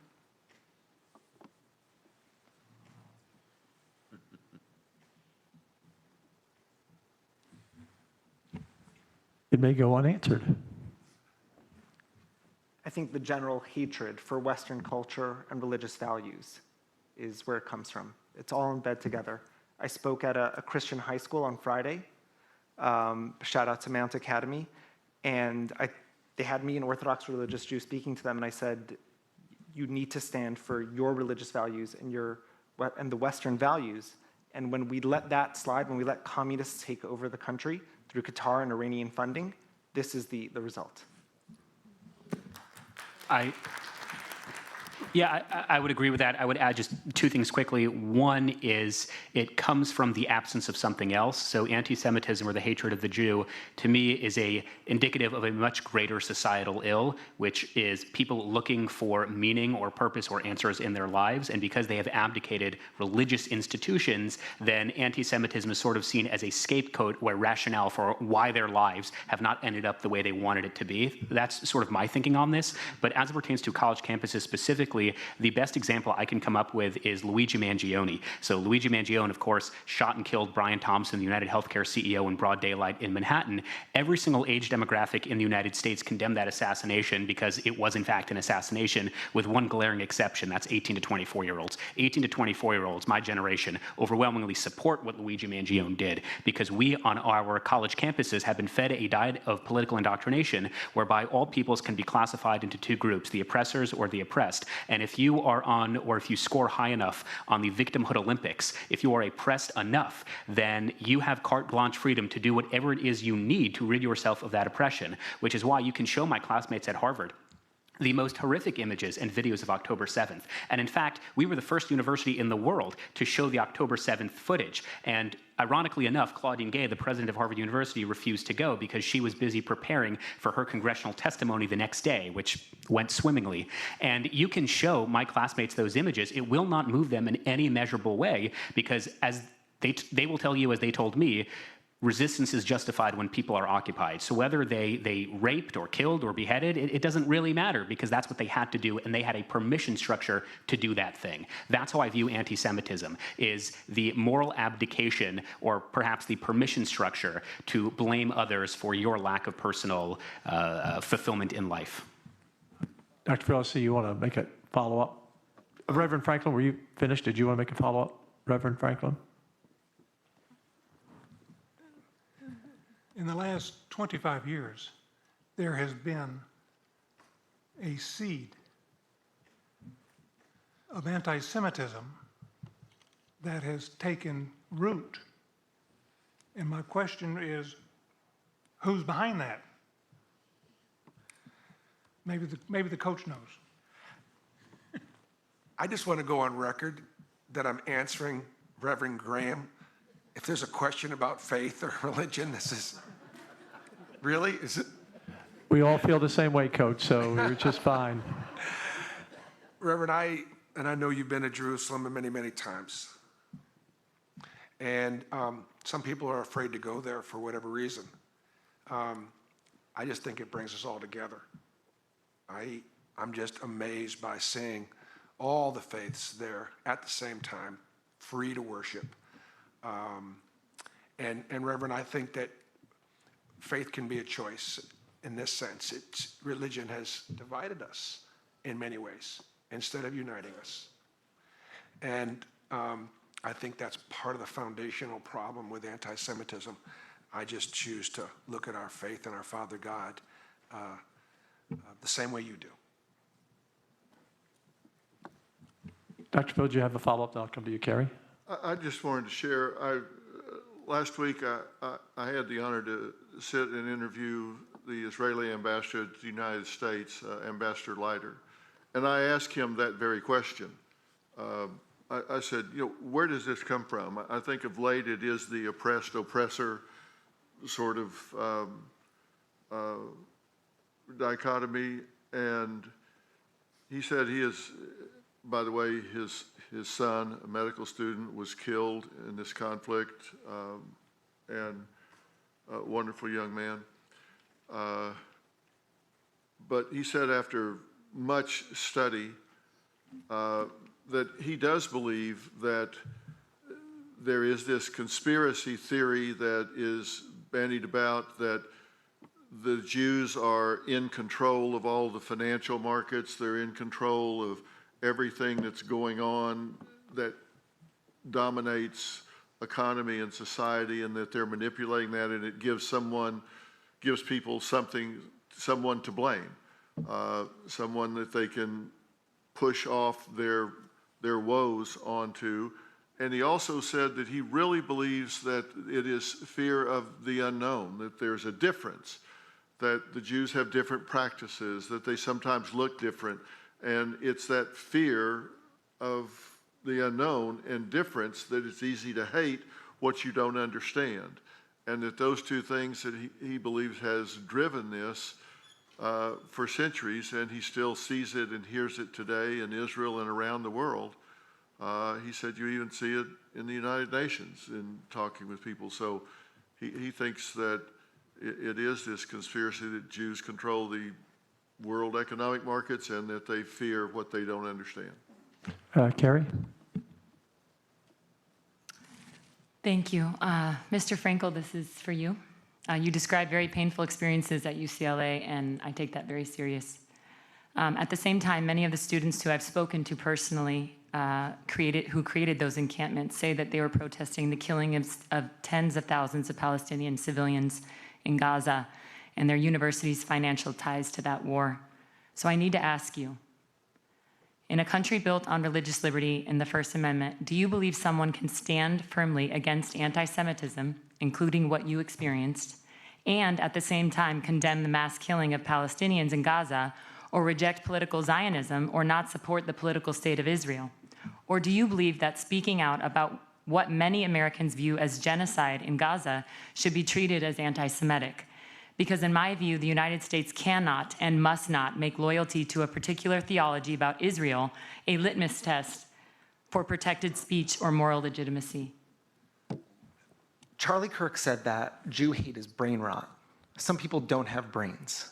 I'm not going to assist them in setting a double standard for the Israeli government and the Jewish people as they fight to defend themselves.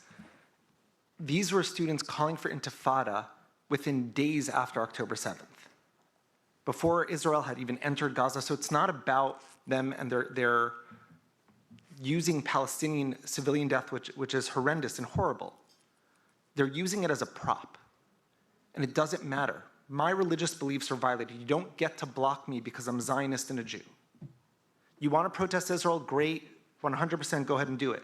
But the university let them wear masks, even though there's a mask ban. They violated all time, place, and manner restrictions, amplified sounds. It went on for years. They kept doing this time after time again.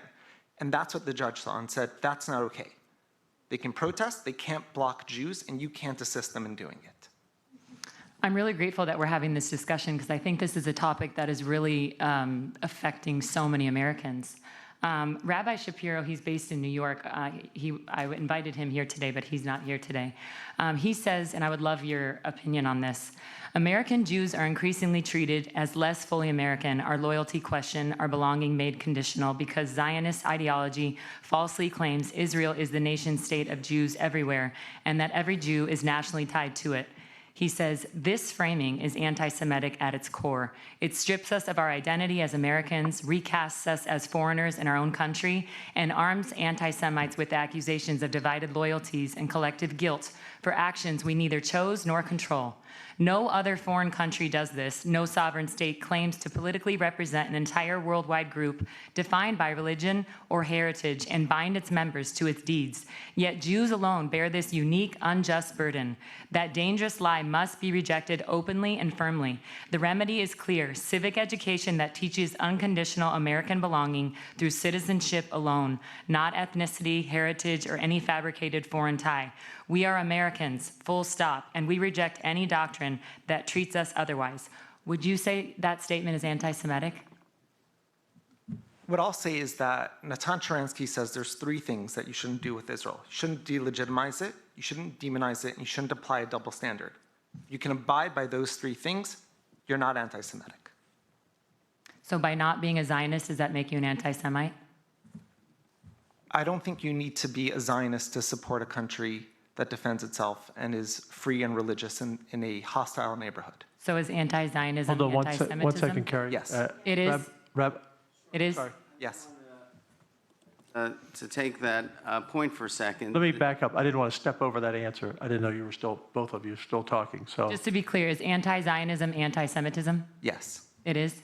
Under IHRA? Rabbi, sure. you're up next. You're not That sure? definition, So but what is the I definition? would love to speak to that.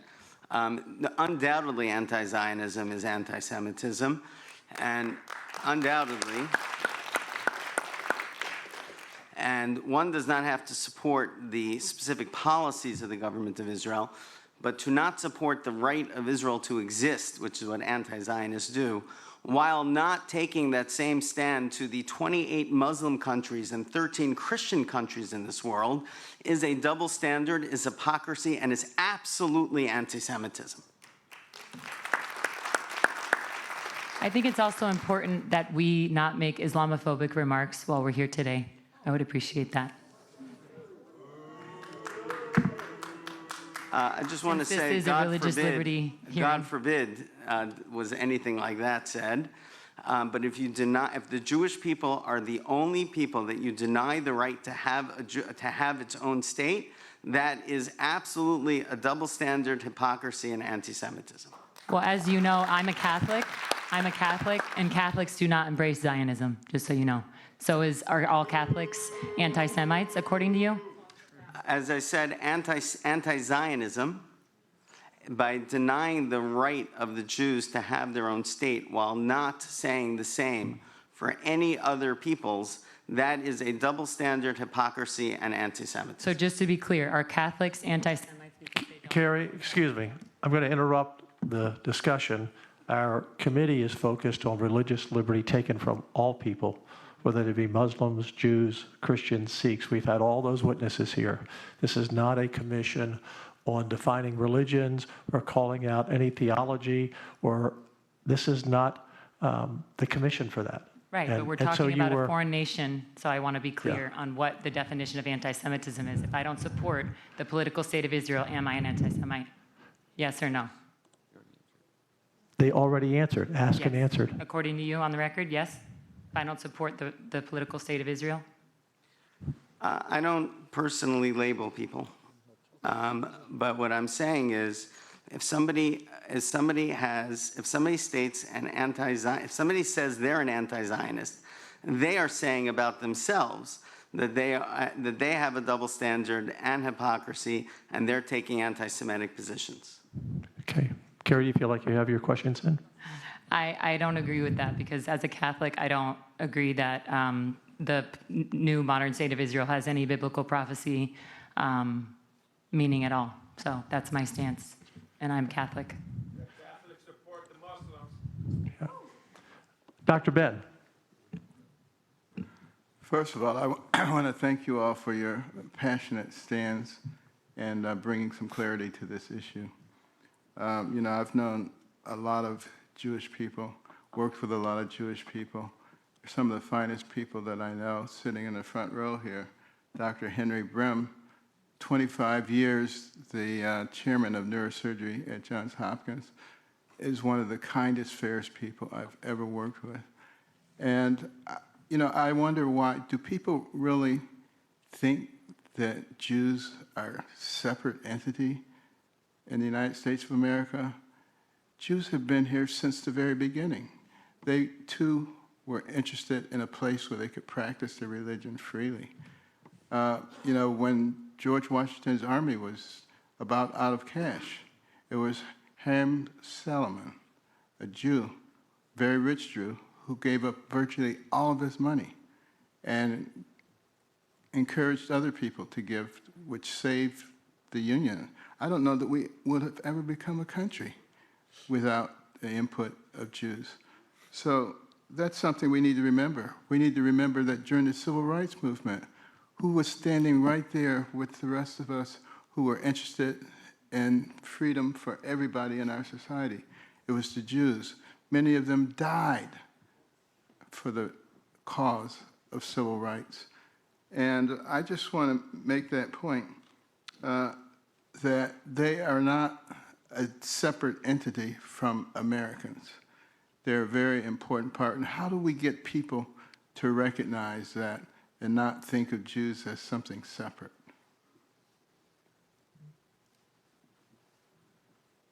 And by the way, as a Yalie, I should be happy to hear all this about Harvard.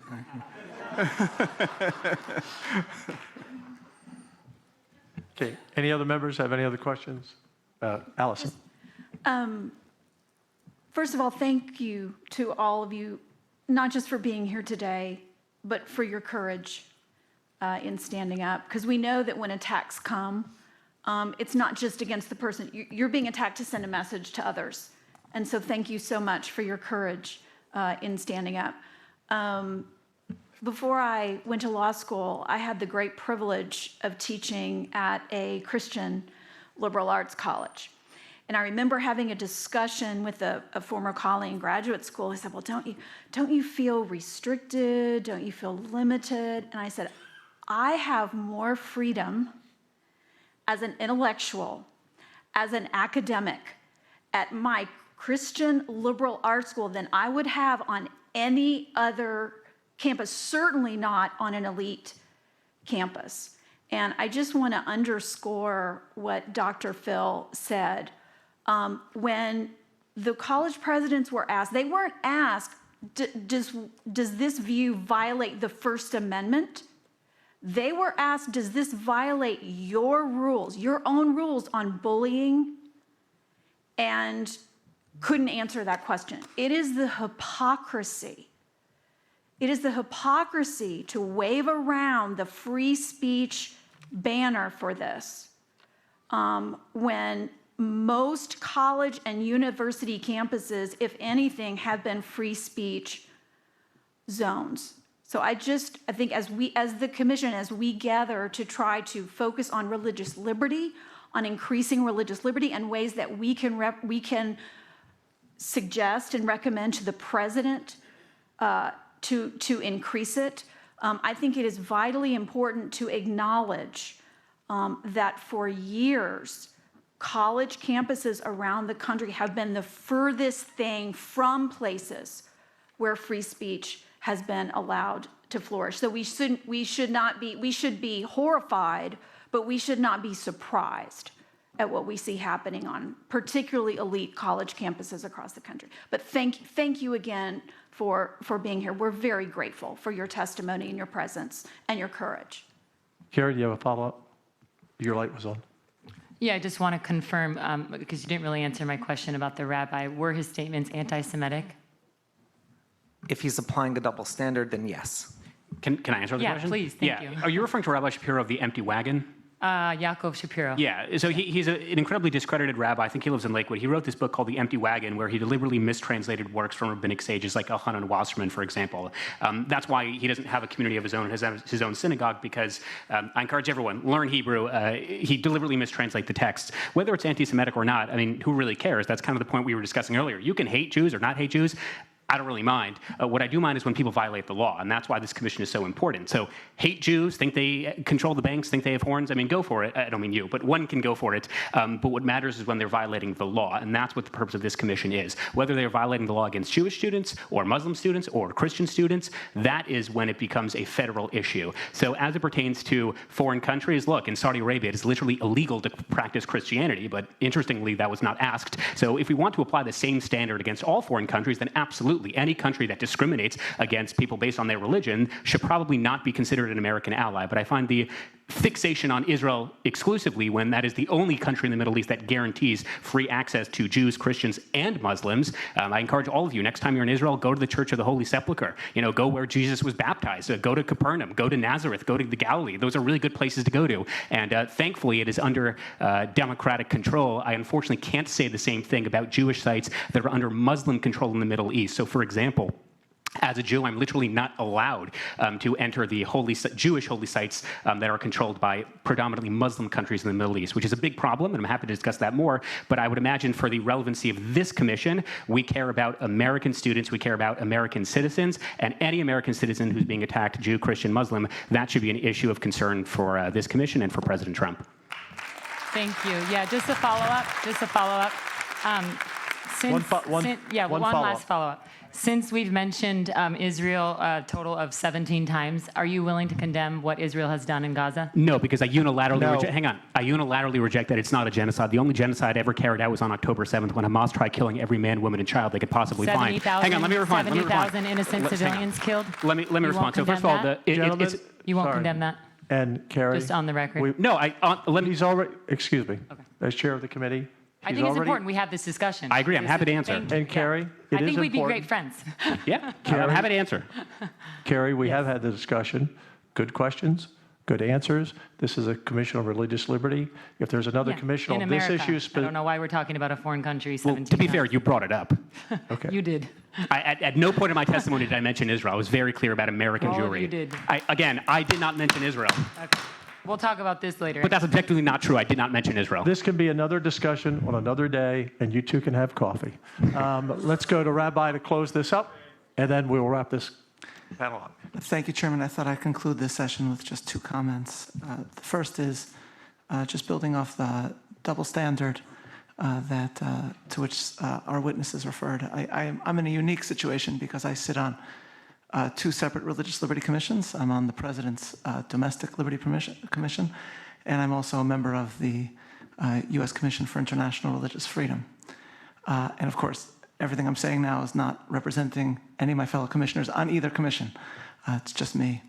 But what's so striking to me, especially as the past year and a bit has gone on, is that if you're on the USERF, U.S. Commission for International Religious Freedom, you are constantly seeing reports of genuine persecution and massacres around the world of religious groups.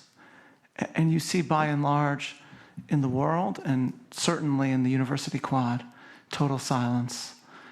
You see what's been described by the State Department as a genuine genocide by China of the Muslim Uyghurs, and not a single mention, in contrast to libellous descriptions of a situation in Gaza where, as described by the World Health Organization today or yesterday, the number of child vaccinations in Gaza and the number, therefore, of children in Gaza has actually gone up since October 7th, 2023, thereby reflecting how terms such as genocide applied to that conflict is utilized to describe what has occurred in Gaza is either ignorant or pernicious, and often both.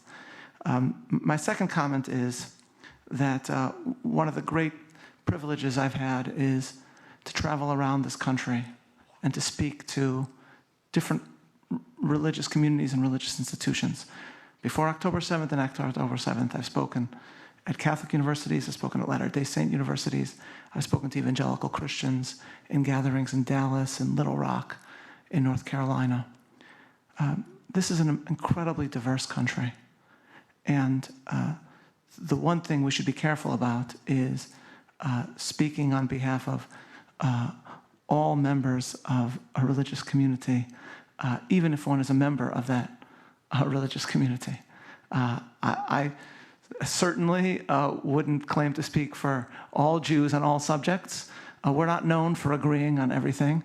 And that certainly should be said for speaking about Catholics in America, by whose friendship I've been blessed.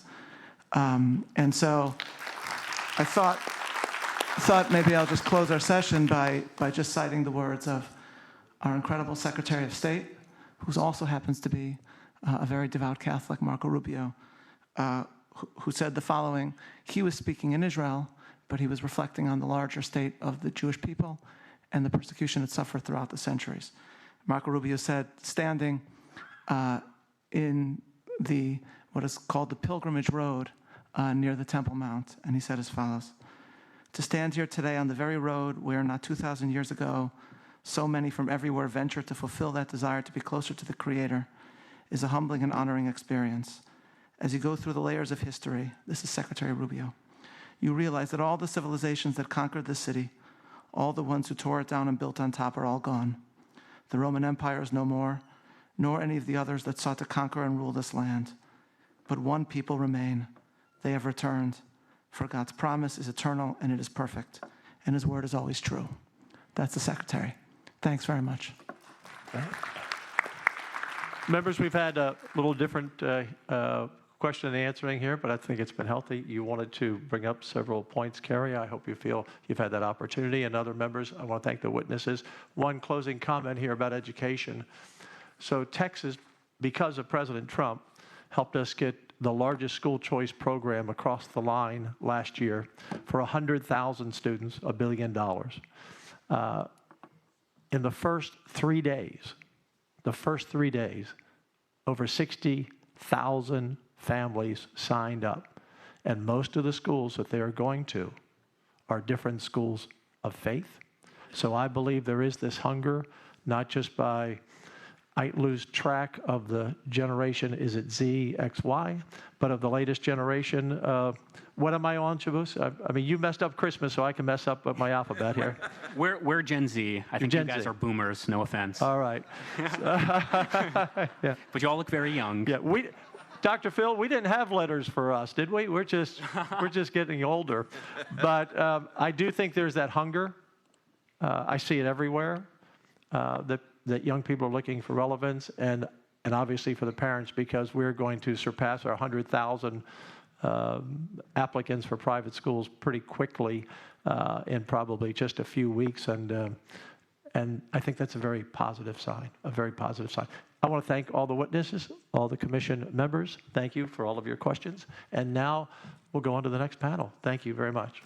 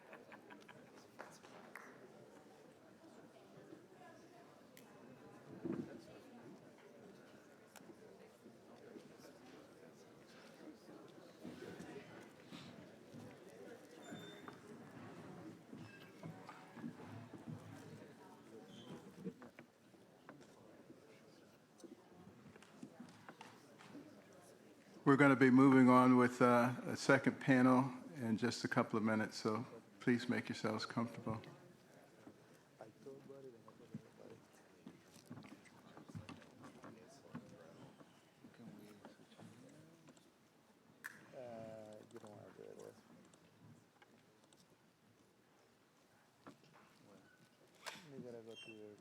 We've lost the left half of it.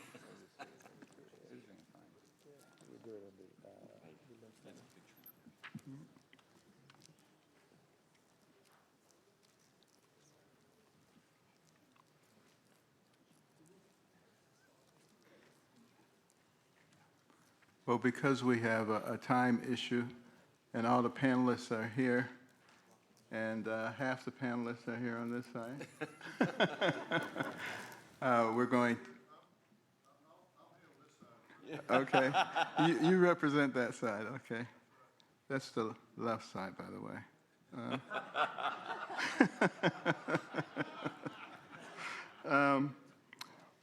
We have with us today for this panel about anti-Semitism in our communities where we live and work. Liat Cohen Reese, it's pretty good, and Pastor J.C. Cooper, Dr. Moshe Glick, and Jonathan Gross. We are delighted that you all are with us. We know you have some dynamic testimony, and we'll start with Ms. Reese. Members of the Commission, thank you for this opportunity. I am the founder and director of the Christian and Jewish Alliance in San Diego, California. Last year, I became the director of the Anti-Semitism Task Force at Stand With Us, an international organization devoted to combating anti-Semitism and misinformation on Israel through education and outreach. I'm here to share about the hostility we have faced from anti-Semitic agitators who continuously disrupt our worship services. With the help of First Liberty Institute, we have filed a lawsuit seeking federal protection so that we can worship in peace. As a devout Jew, I believe that Hashem, God, created an everlasting covenant with Abraham described in the Torah. My religious beliefs call on me to support and pray for Israel as a safe homeland for the Jewish people.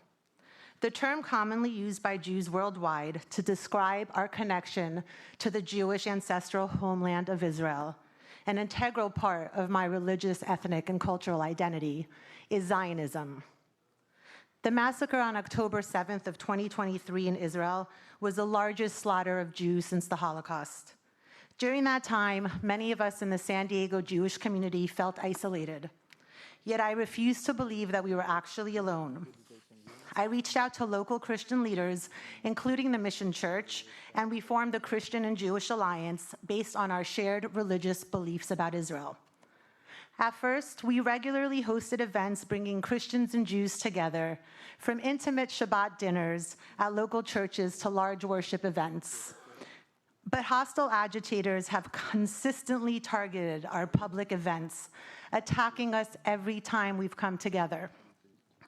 Our first event was an outdoor worship service in October of 2024 at a Jewish community center.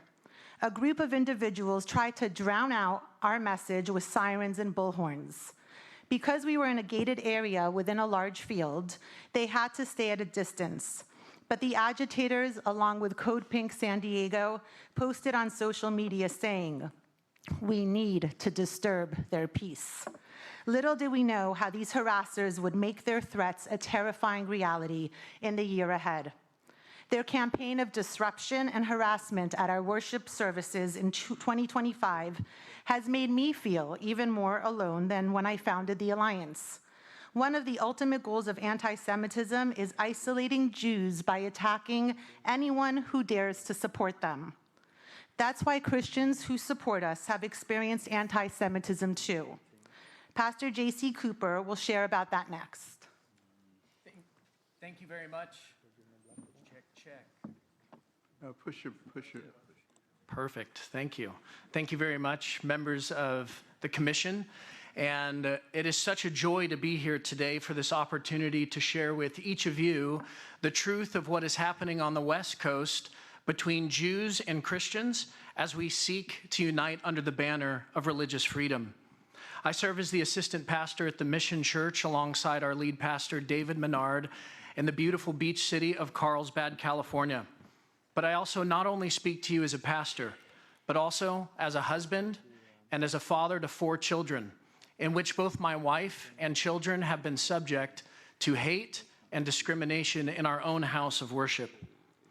After the October 7th massacre, our church answered the biblical conviction to stand shoulder to shoulder with the Jewish people in their time of need. We are deeply honored and blessed to partner with Liat and the Christian Jewish Alliance. Our interfaith worship service on March 19th was a part of this mission. Inside our sanctuary, we prayed, we worshiped, and we listened to an educational talk from Dr. Einat Wilf, who is an Israeli citizen, a former member of the Israeli Knesset, and an expert on the current conflict in Israel. The sanctuary was packed with more than 450 people. Jews and Christians linked arms and held hands during worship and song.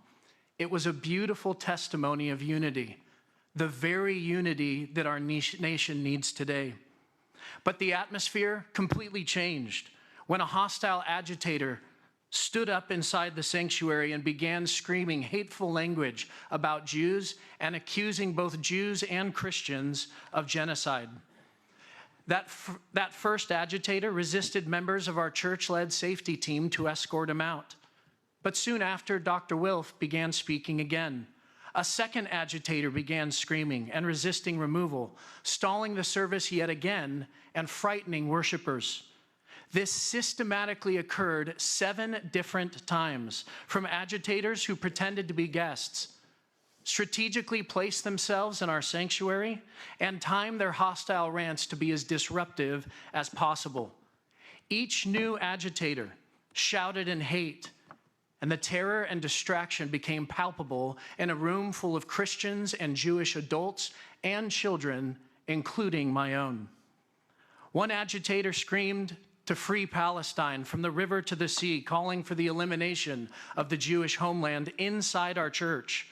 They screamed epithets at and in front of my children, including F you, over and over again. When we began to guide this particular agitator out of the sanctuary, she forcefully resisted, slammed her body into me and others, and we almost fell down our balcony stairs. While the tension grew inside our sanctuary, a mob was amassing outside of our front entrance doors. They screamed through bullhorns, blaring sirens, right outside the church, shouting chants like, "Mission Church, you can't hide. We charge you with genocide." They falsely accused our members and our Jewish guests of being Nazis. You imagine calling Jewish people Nazis?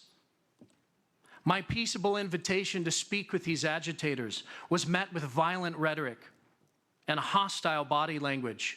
One man even charged the entrance of our front doors.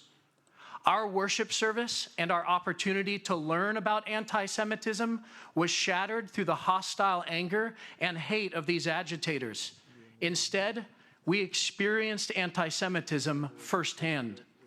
Our congregation, our Jewish guests, my wife, my children, and I literally feared for our safety as the agitators dominated the narrow sidewalk out in front of our church doors. They blocked the exit with their bodies, signs, flags, carts, and blaring bullhorns.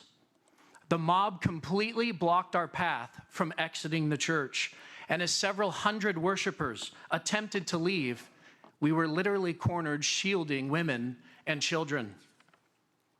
Although we had coordinated with the police as a proactive measure, they were hesitant to help because the disruptors were on a public sidewalk and they were afraid to show favoritism to one group over the other. When violence became inevitable, the police, alongside of our church-led safety team, finally cleared a narrow path.